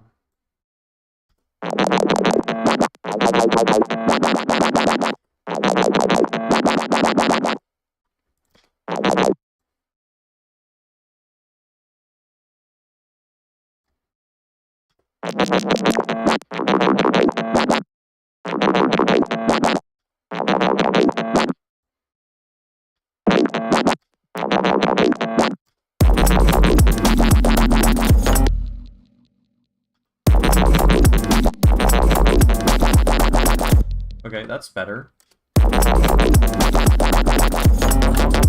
No, I'm pretty sure Hoopla's caught up also. No, I muted myself again, Mr. Guy, you see, because I'm really good.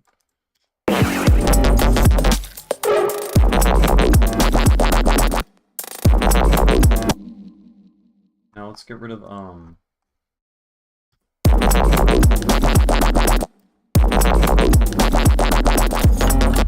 and this guy, can we spin offset anymore?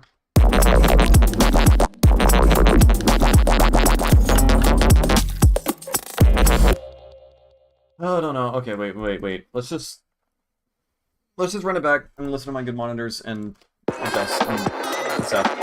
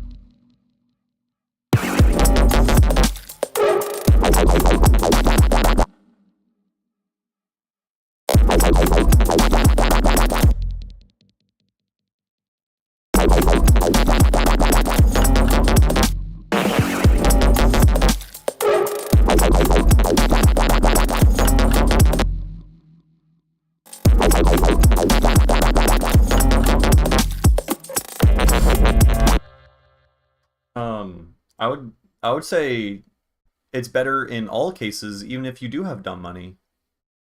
It's mathematically better. It is proven. We got Nyquist theorem. It's just better. The only argument that analog is better is that it introduces imperfections that you can emulate by, making an algorithm that adds, imperfections or whatever. Just don't bother. I don't know. I remember one of my friends, he was like an audiophile or whatever. He spent like so much money on getting like a Walkman MP3 player or something, but it plays FLAC only exclusively.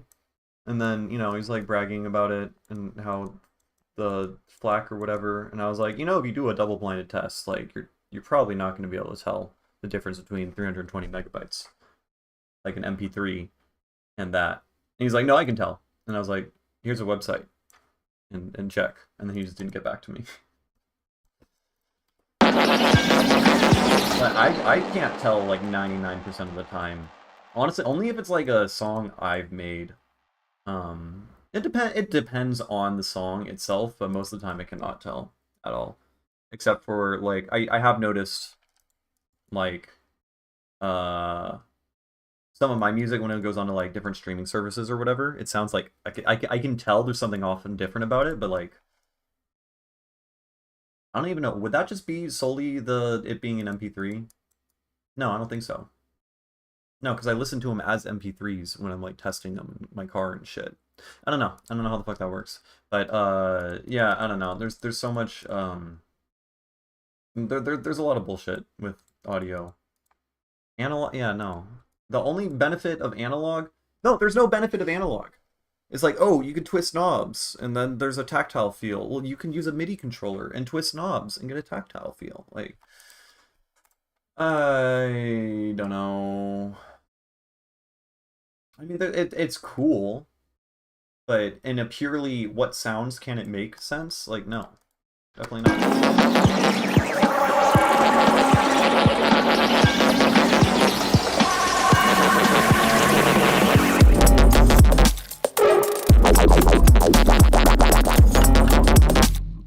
I don't know, man. I don't know. What if I make the frequency come down? Oh.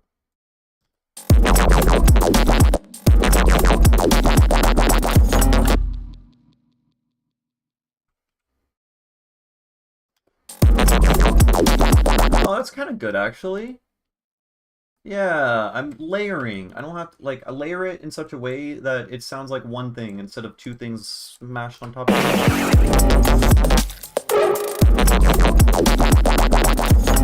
That's way better. Oh, snap. It turns out volume matters when you layer things. Who the fuck would have thought?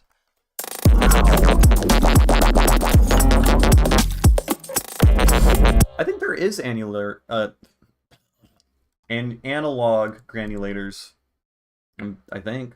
I mean, I know there's granular synths. There's not many of them, but I'm pretty sure that's a thing. And I know there's analog additive synthesizers, but they suck, right?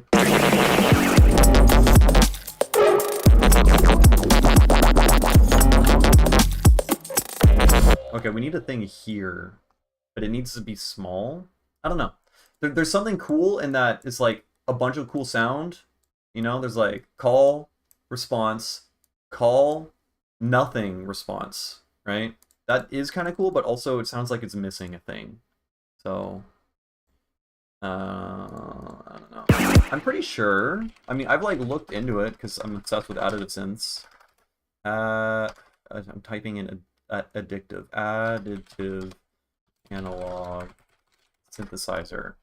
I mean, it's just you just need a bunch of oscillators, which you know sucks for hardware, but you could do it.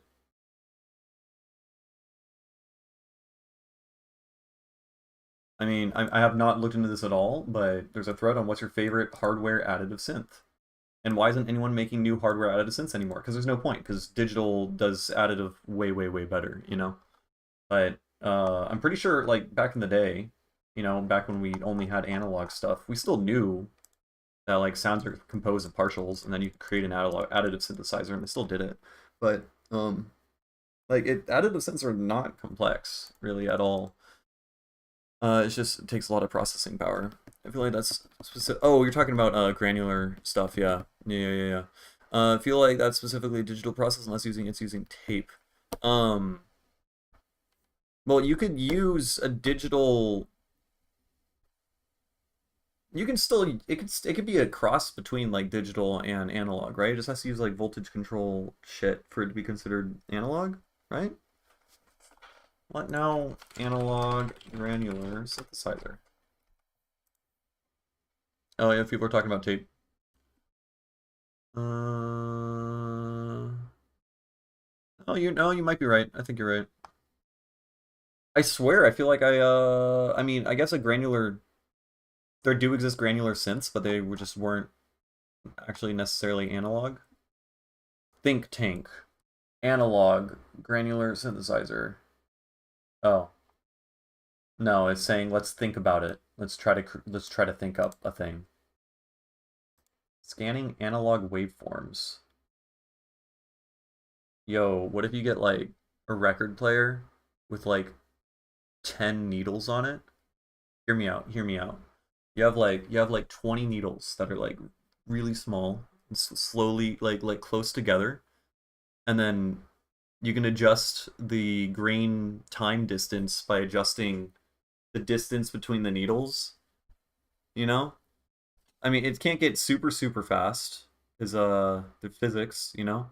But that's granular synthesis, right? You just have to have the needles. Wait, no, no. How are they going to loop over one single spot in time? I guess you have a circle of needles. You have needles going around the entire thing, and they're all dropping down like in a circle at the same time that it's spinning. Physical medium link tape, yeah.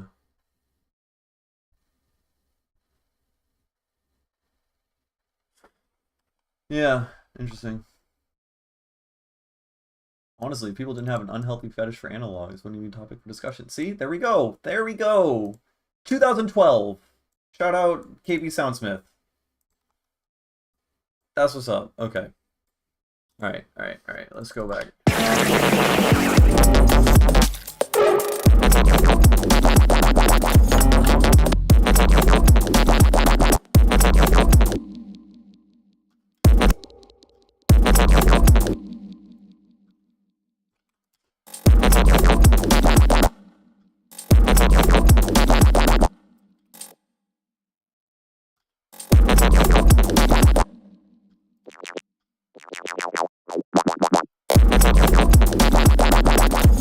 I don't know how I feel about this first hit.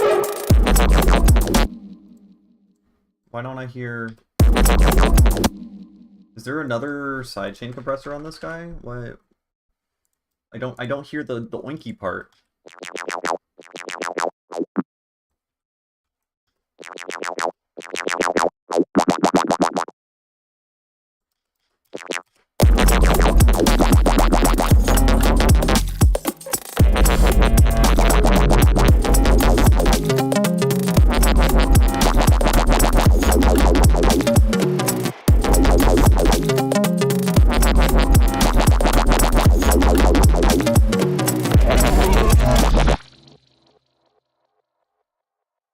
This guy will pitch down just slightly.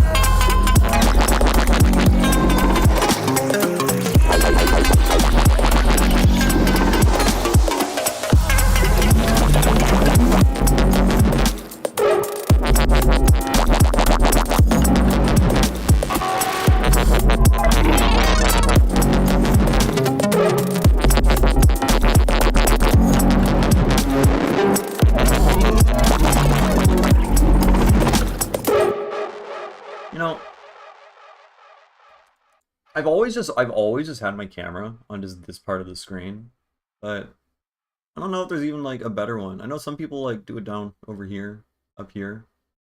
It's gonna cover some shit up no matter what. I feel like this is the optimal spot. I don't know.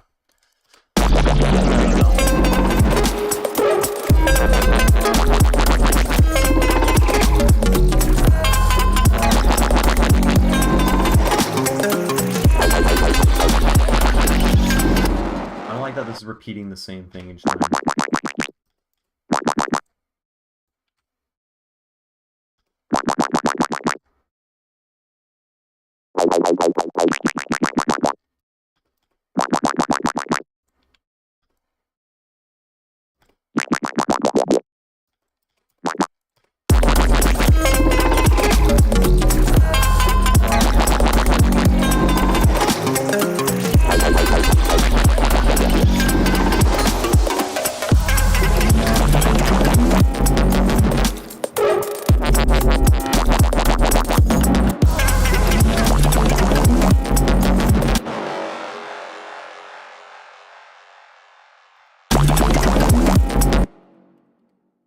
What if we make this really crunchy? Super crunchy.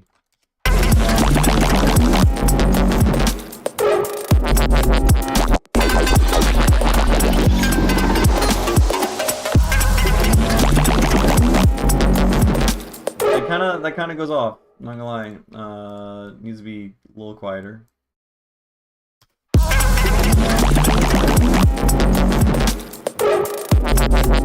I don't know. I don't know. Here, let's run it back.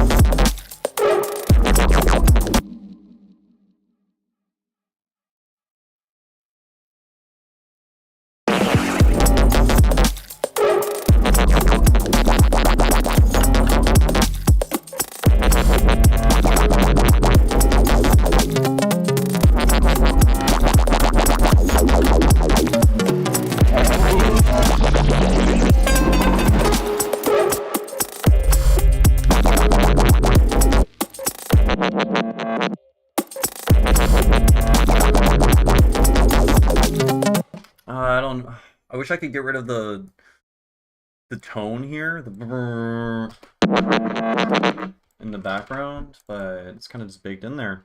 I could do that, but then it sucks. I mean, the sound already sucks.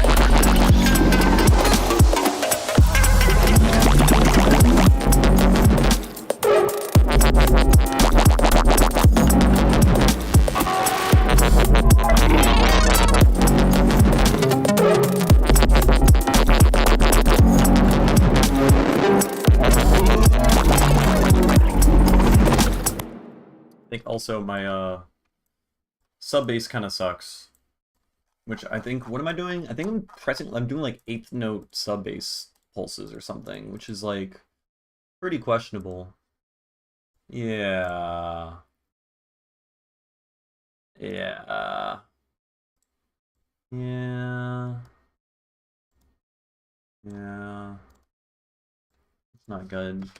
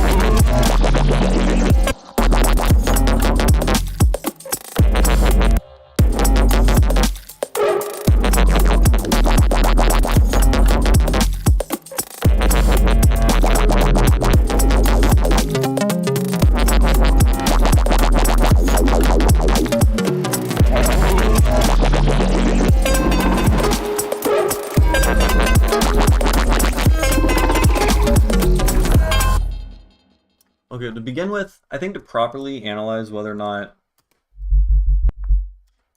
that's a good idea, which I don't think it is, just because I don't think you should be having your sub pulse that fast, probably. We should probably get rid of all the fucking mud in this song, right?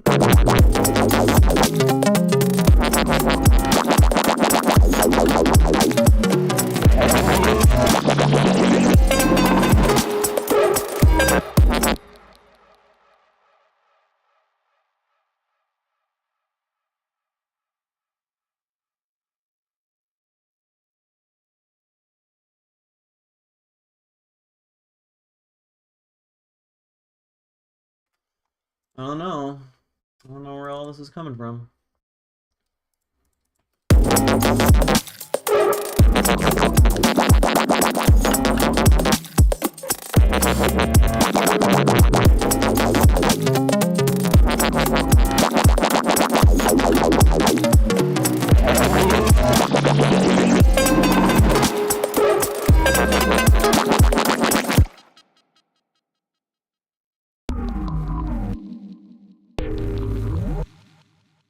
The fuck is this? What the fuck are you? What are you doing here?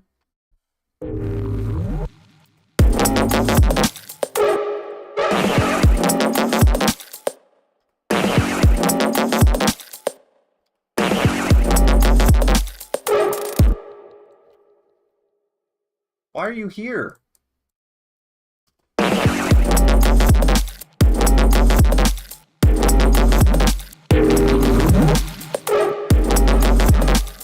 I mean, I guess it does add something. I'll tentatively keep it in.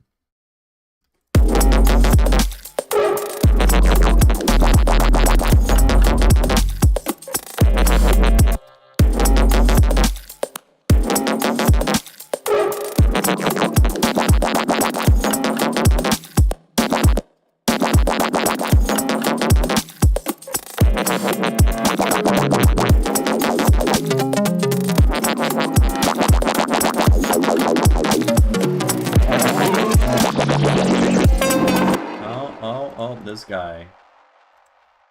This guy.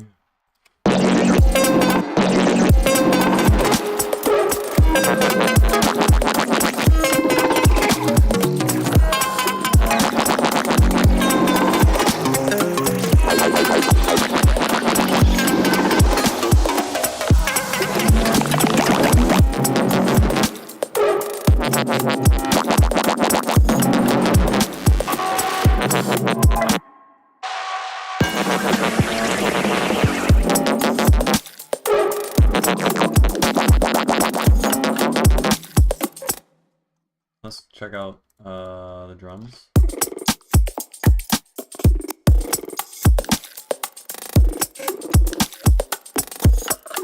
Yeah, there's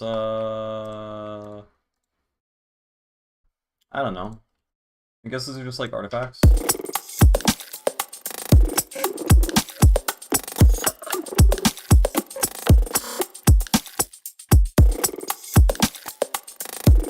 I don't know.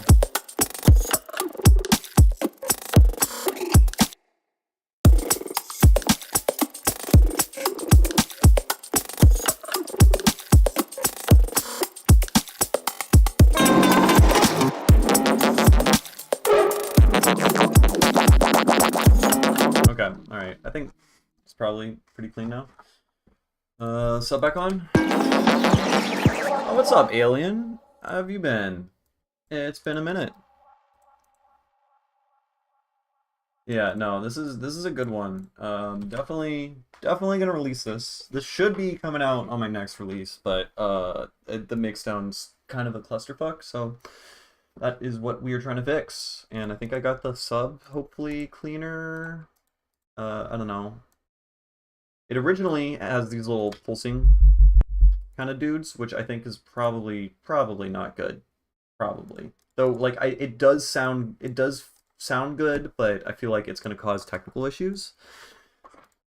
Yeah, thank you. I appreciate it.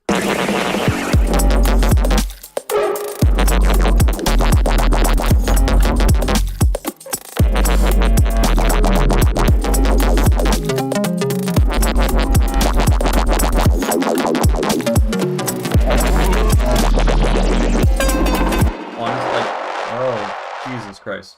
What I use for subs. Yep, hip hop sub. That yep, was about to say this is the go-to, like 9 times out of 10.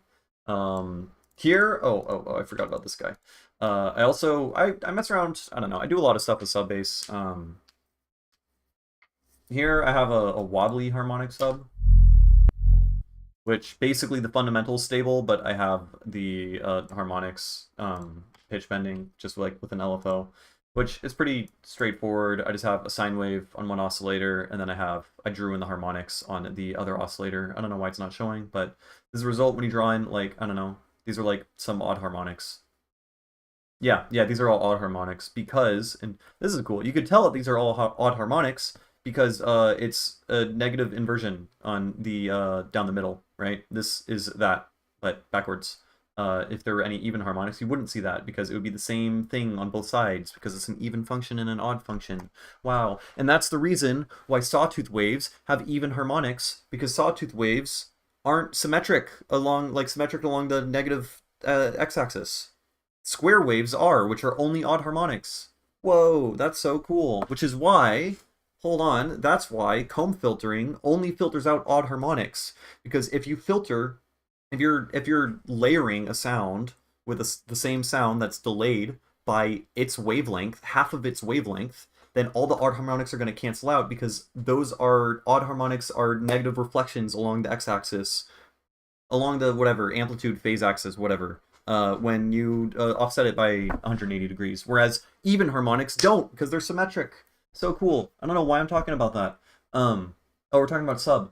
Usually just hip hop sub. I have one YouTube tutorial where I create like a super dynamic funky sub rack thing, which like does some like pitch wobbling stuff.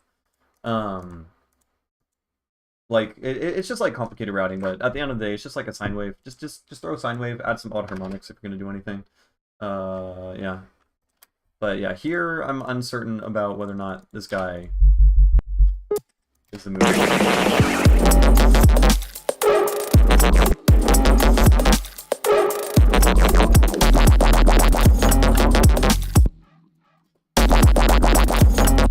I like that one. But again, I think it's like it's a little too crazy.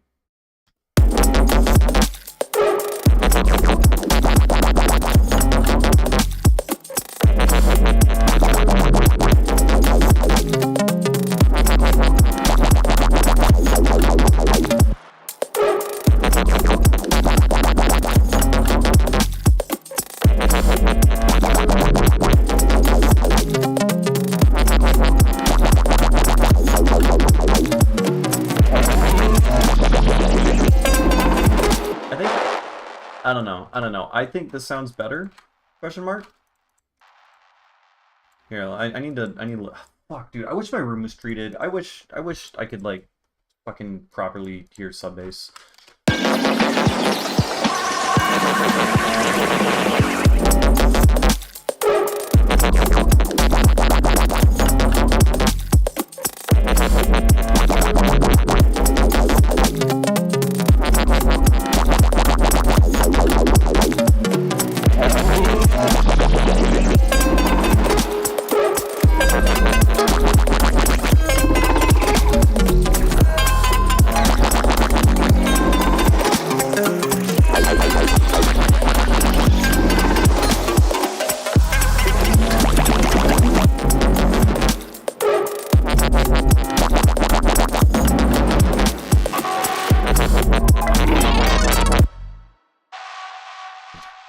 There's some weird shit happening over here.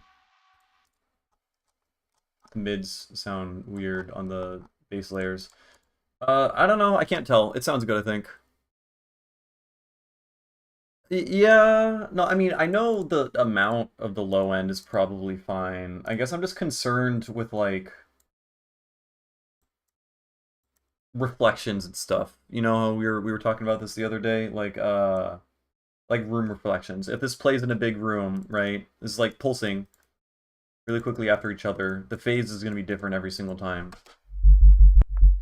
Like, is that gonna properly translate? I think it'll be fine. Like I just stood in different parts of my room where there's like different modes and stuff like that where it's super loud, and like I don't know, it sounded fine.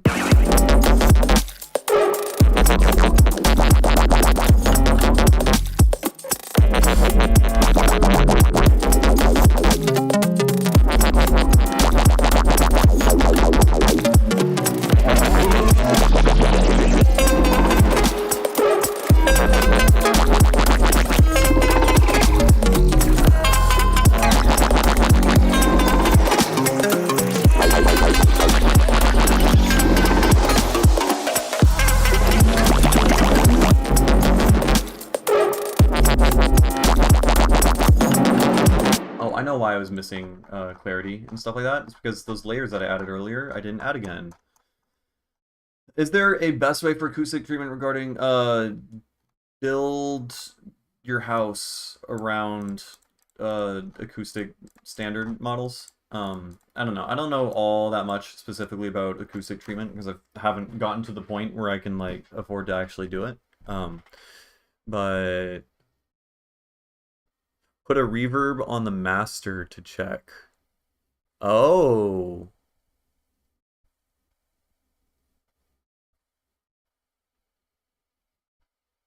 Yeah, I guess that makes sense. Huh. I need to do that with a reference track to see how a reverb on the master fucks with the sub on a good reference track, and then compare that to the other thing. That's clever. I like that a lot. Yeah, okay, that's cool. But yeah, for best way for acoustic treatment, I don't know, you need like really, really thick bass traps, and really just your room needs to be shaped a certain way. Like my room is just like a fucking cube. It's just a little box, which is not ideal. There's like literally nothing I can do besides breaking down walls and changing everything up to like actually get a better sub-bass frequency response. So yeah, I don't really have too much there, but eventually, whenever I move out and build a fucking studio, I will explore that a lot.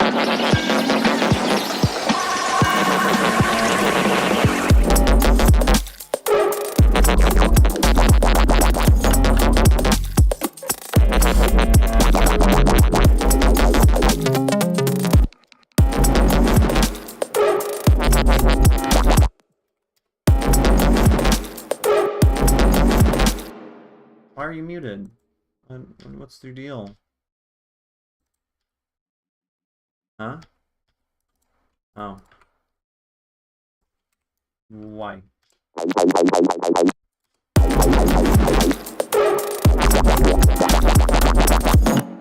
Maybe not that one, right?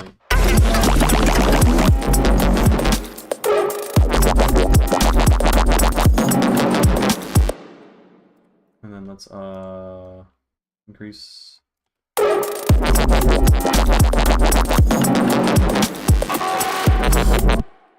Where's the sub? The sub right there sucks. Okay, maybe we'll have chonky sub or when I have these like big pulsing things.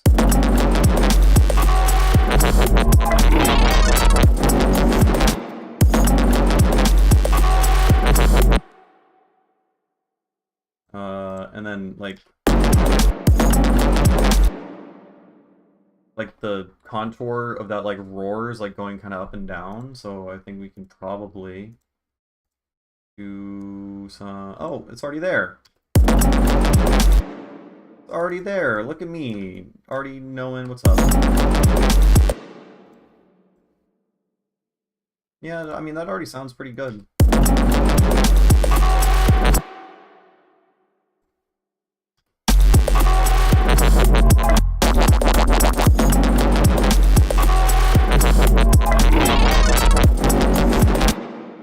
And then let's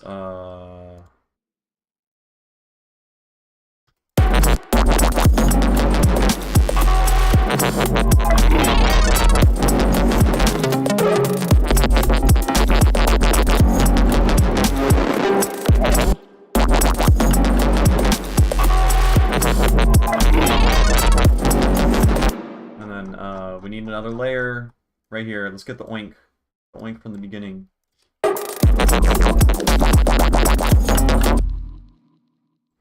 I think it was just these two.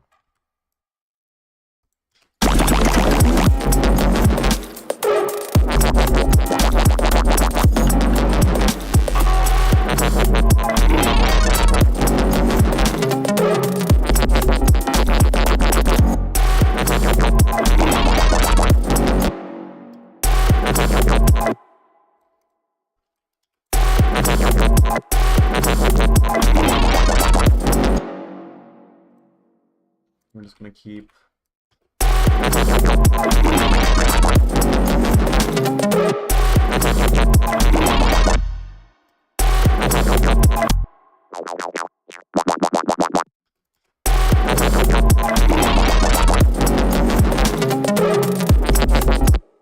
And then I think I just need. I don't like how it sounds at the end.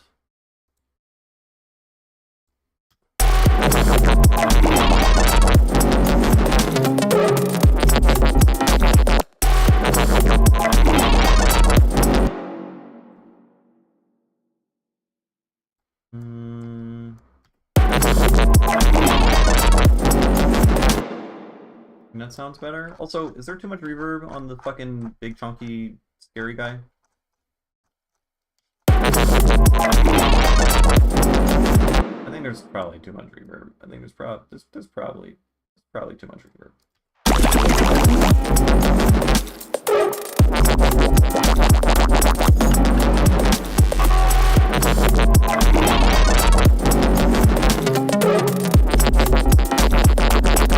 Oh, I was playing two subs at the same time. Oh god.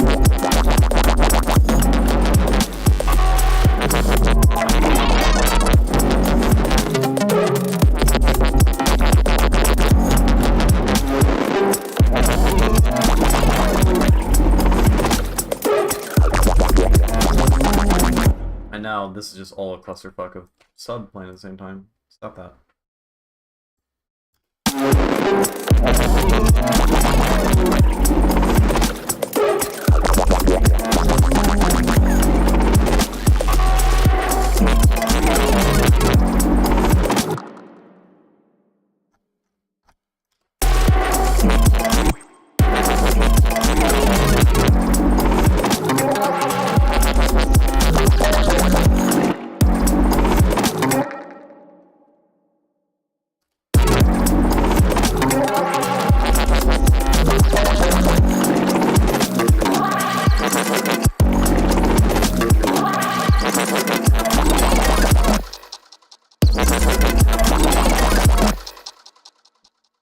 Okay. Alright. One more, we'll listen through it one more time. And then we'll move on to something else. Hello. I also need to make this build up better. I'm not really crazy about how you can hear the fucking... You can hear the second drop start to creep in like immediately once this ends, right?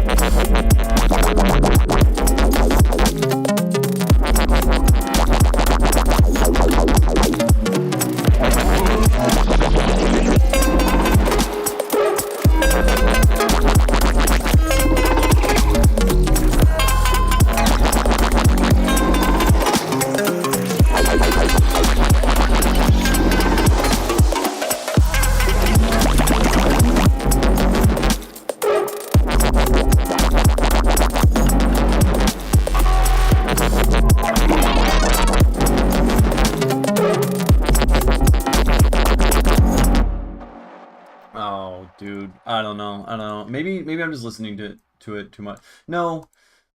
Oh, I think there's just no way to get around that the sound sucks. Oh, you can hear the fucking like shit, the not good in it. Very articulate, I know.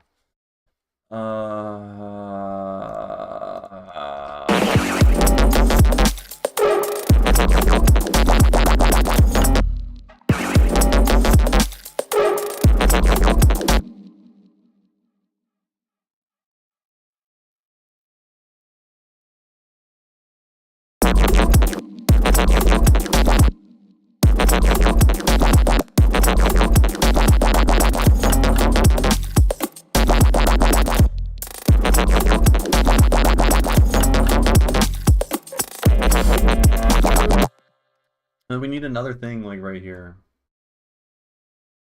I don't know why though.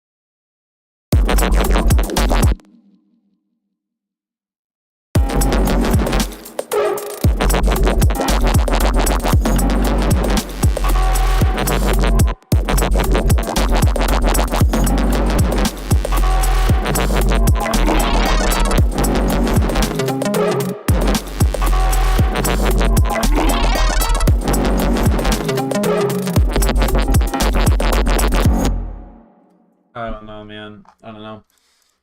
There's so many different fucking things calling and responding to everything, and then trying to like figure out when each thing should have its own space.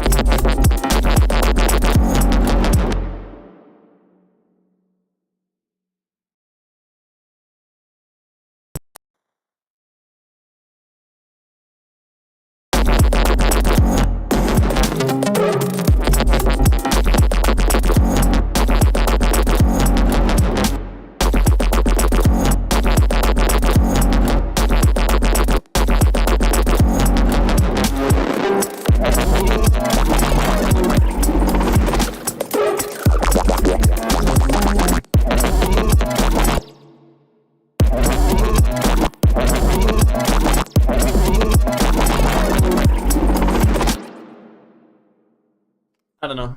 I don't know. All right, I've overworked on the song. Something new. I think something new. Yeah. Damn, it really is a shame that you just cannot endlessly work on one song over and over again. You need to take breaks. You need to work on other things. And it just doesn't work that way. You won't get anything done otherwise. So, yeah. Yeah, it's kind of lame. It's like no matter what you do, songs will take you fucking ages. No, no, some songs you finish in like fucking 1 hour. It really depends.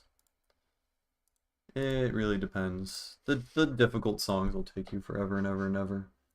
But they usually end up being the ones that are worth finishing the most. No, not really. It's kind of random. It's all just random. Yeah. Okay, so this song. Wait, what song did I just open up? Oh, it's a weird glitch hop one.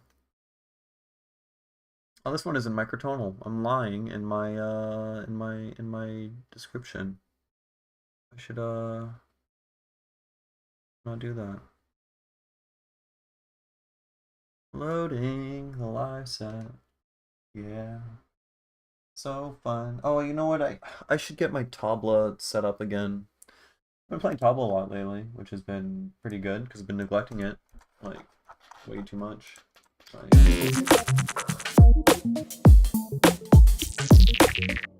that snare is like really spray. You know?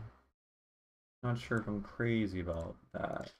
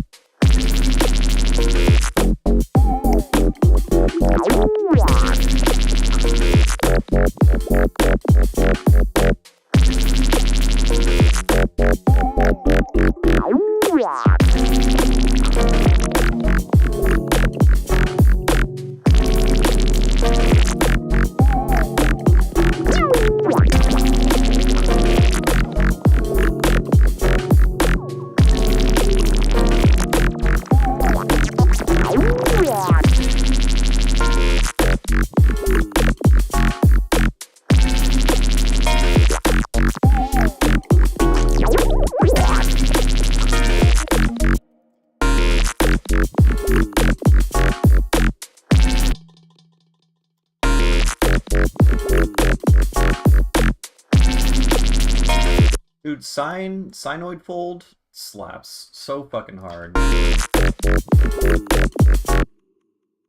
What if we just go like up, just over here?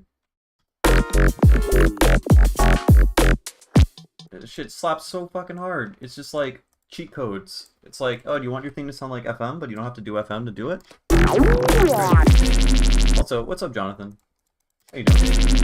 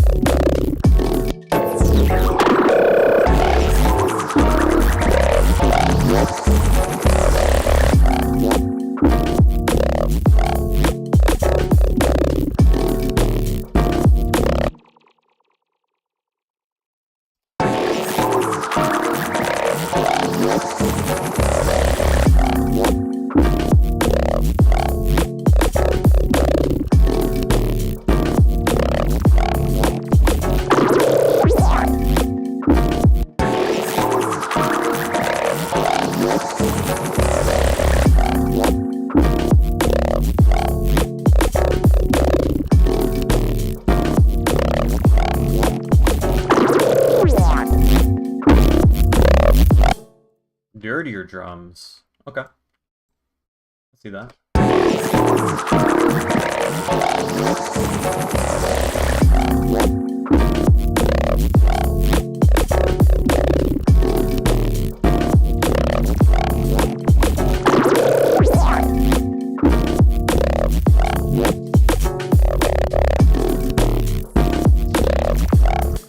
Easiest way to make drums dirty, just clip the fuck out of it. Oh, just the hats? Yeah, I agree.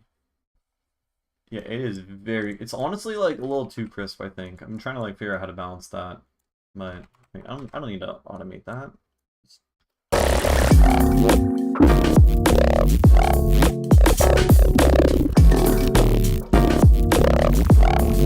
You know, you're totally right. I never make my drums crispy. Or, like, hats and percussion in general. I never, like, distort them, which, is a vibe. Yeah.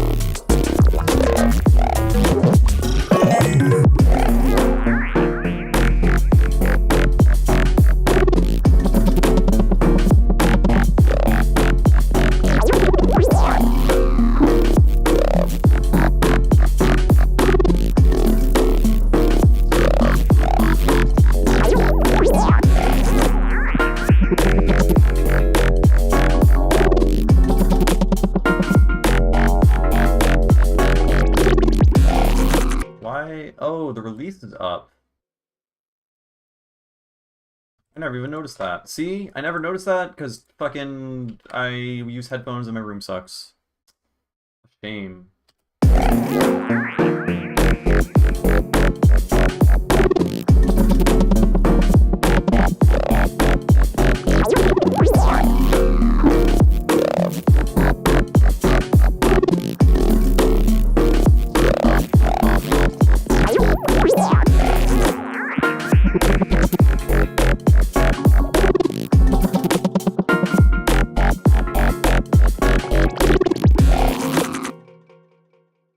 Wah. Yeah, I should try to remember how I made this guy. Because it does sound really...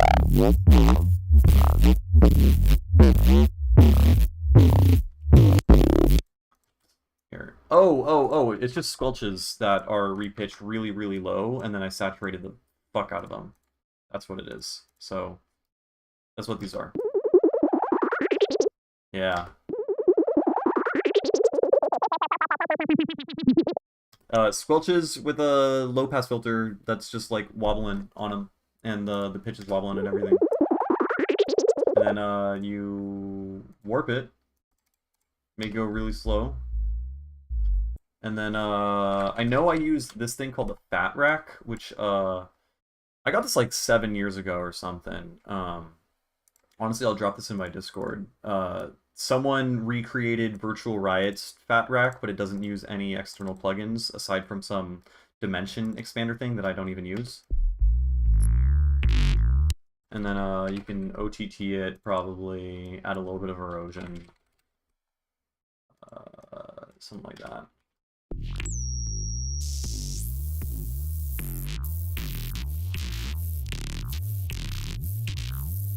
What else did I do?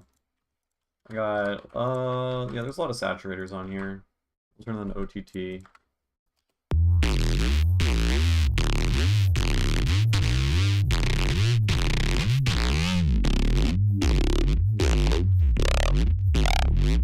Yeah, so you can hear it. That's where that came from.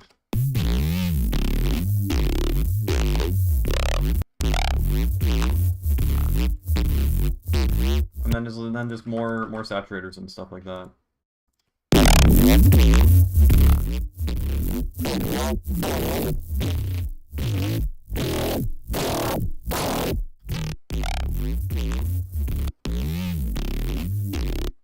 And then like what if we consolidate all of that?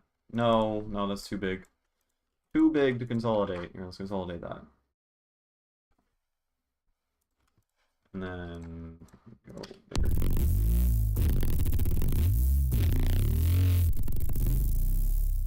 Alright, it just turns to a beat at that point.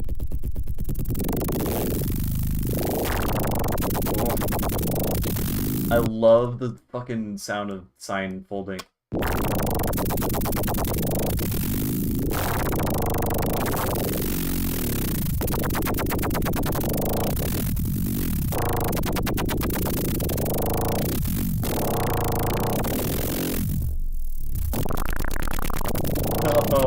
shit.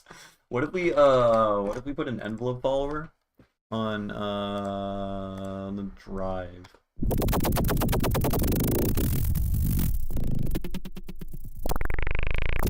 Oh, I guess this is all...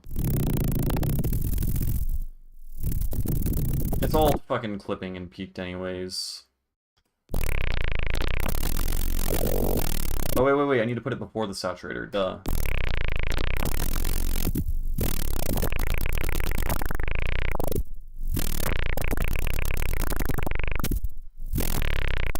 Yeah, I'll just drop it in right now before I forget. Fat. Yeah, I don't remember who I got it off of the fucking EDM production Discord like 7 years ago or something.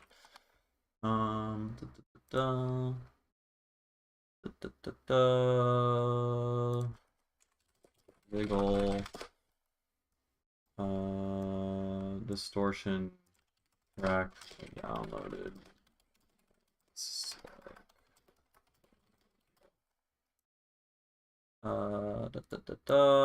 And then we just no, that guy, bam. And then yeah, it says you're missing the dimension expander, which does stereo, but that's not really necessary.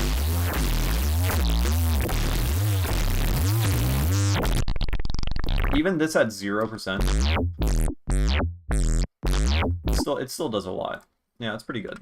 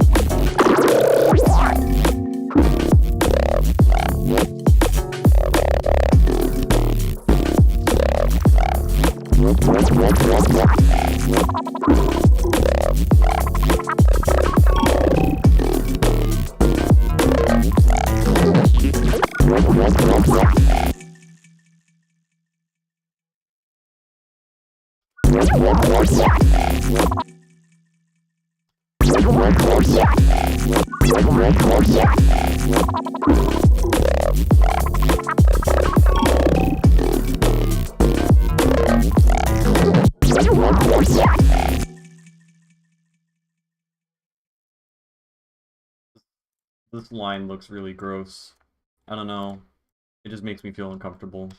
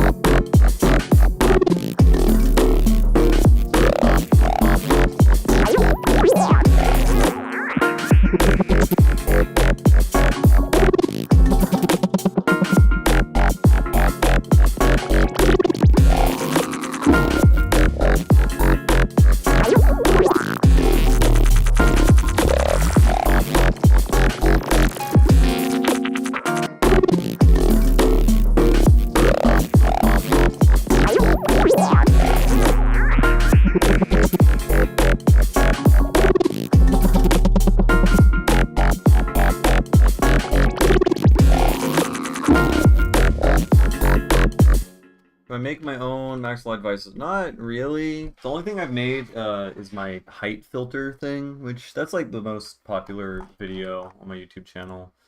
But I made, which isn't even like, it's not entirely a max for live device. It's more like a giant Ableton rack that's controlled with a max for live device I made.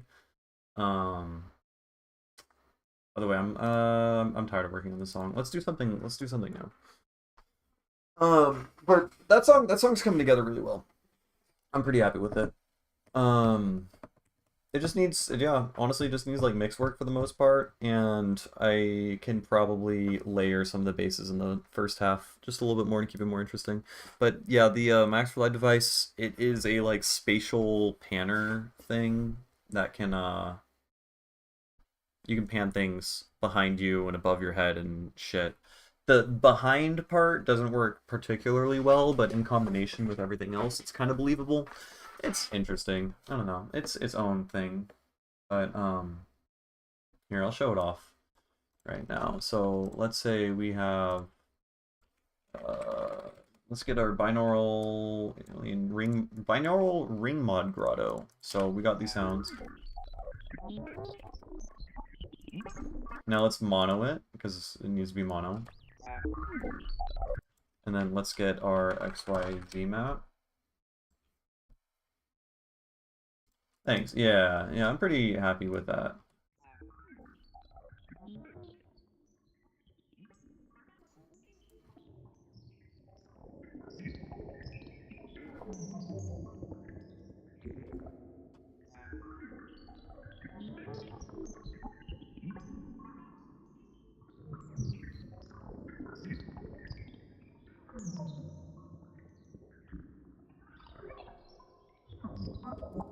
I think that sounds fucking cool.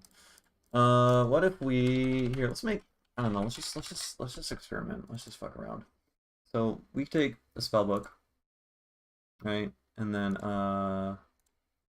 you can have it set to spin, and put it on the x-axis and the y-axis and the z-axis. And yeah, everything else I've tried to make in Max ended up not really being that great. I made a couple like one-off devices for like some very specific sound design use case, but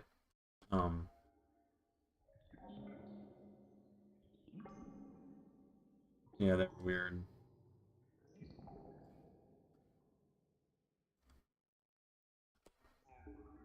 Anyways, then we could take another spell book. And then this guy, you can control the offset of each of these. No, not itself. That's interesting. You can map the thing to its own offset. And then we'll do the range of all of these guys. And then lower the offset amount, something like that. Let's lower the range amount to something like that. And then let's randomize all this shit. Right? Make all this super fucking random.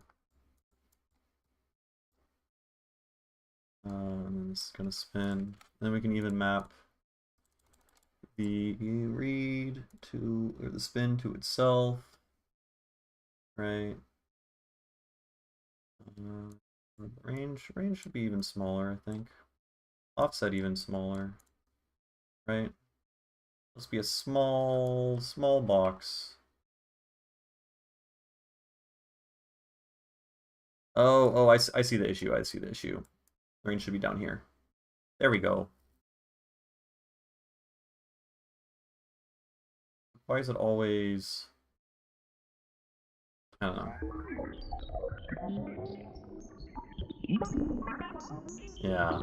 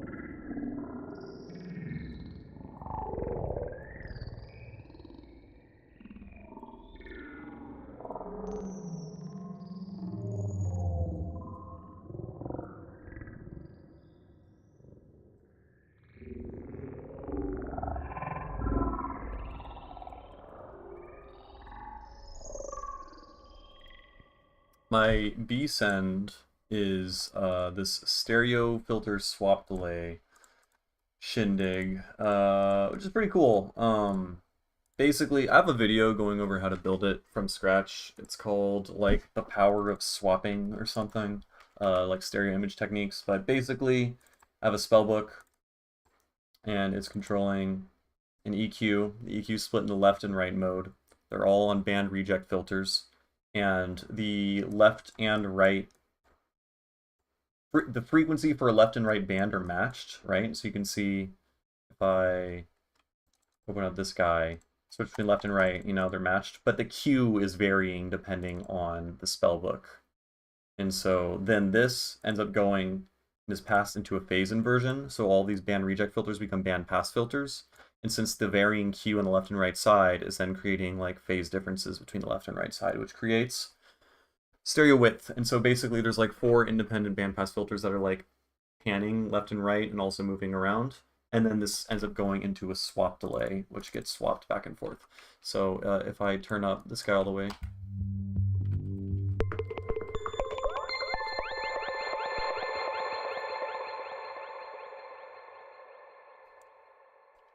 Wait, let's turn off.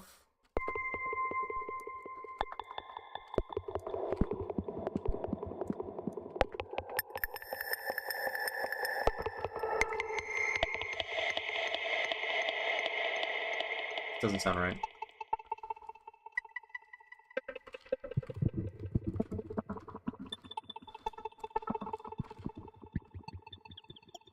Why doesn't this sound right?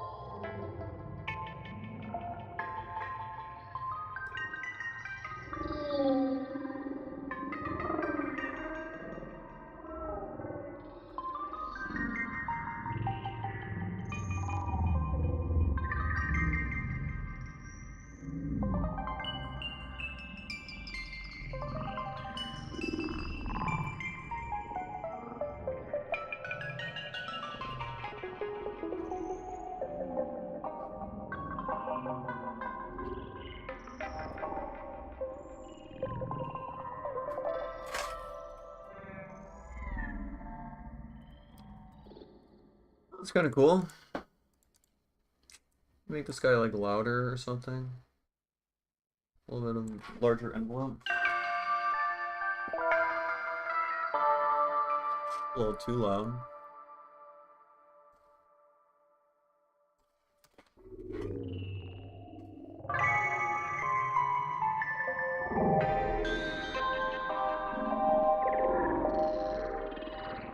Now that's too much.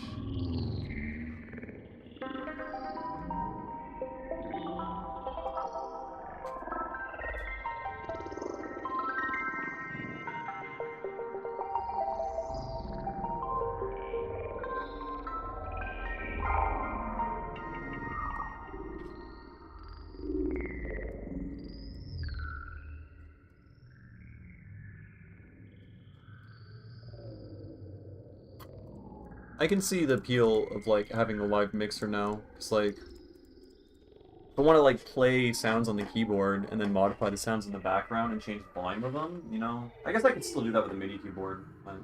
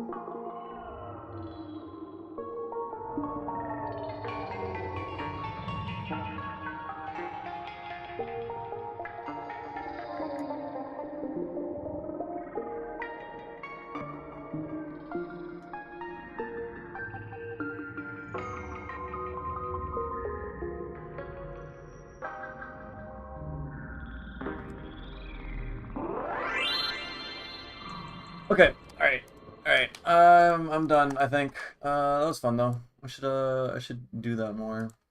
Maybe record it out. I've been making too many like fucking mistakes to like properly record that out, all out to audio, but it's vibey. It's cool. I like the alien sounds, like a little backing track. Oh, that kind of worked. Yeah, yeah. Like that could be. I mean, honestly, when you like start bringing improvisation and like the ability to play instruments into the mix, like that shit's kind of crazy. Like, if I just had the ability, I just like set up some routing to switch synthesizers or something and change like the backing like alien noises and stuff like that, you could play a whole ass, you can improvise a whole ass ambient set, just like, just like that. It's super cool, super cool. Yeah.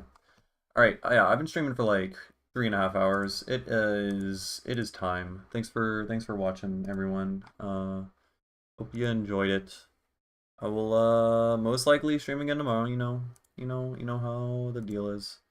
Um, yeah, make sure to join the Discord if you want to get notified. Except for today, because I forgot to notify the Discord that I was streaming today. But yeah, yeah. Thanks, Kevin. I appreciate it.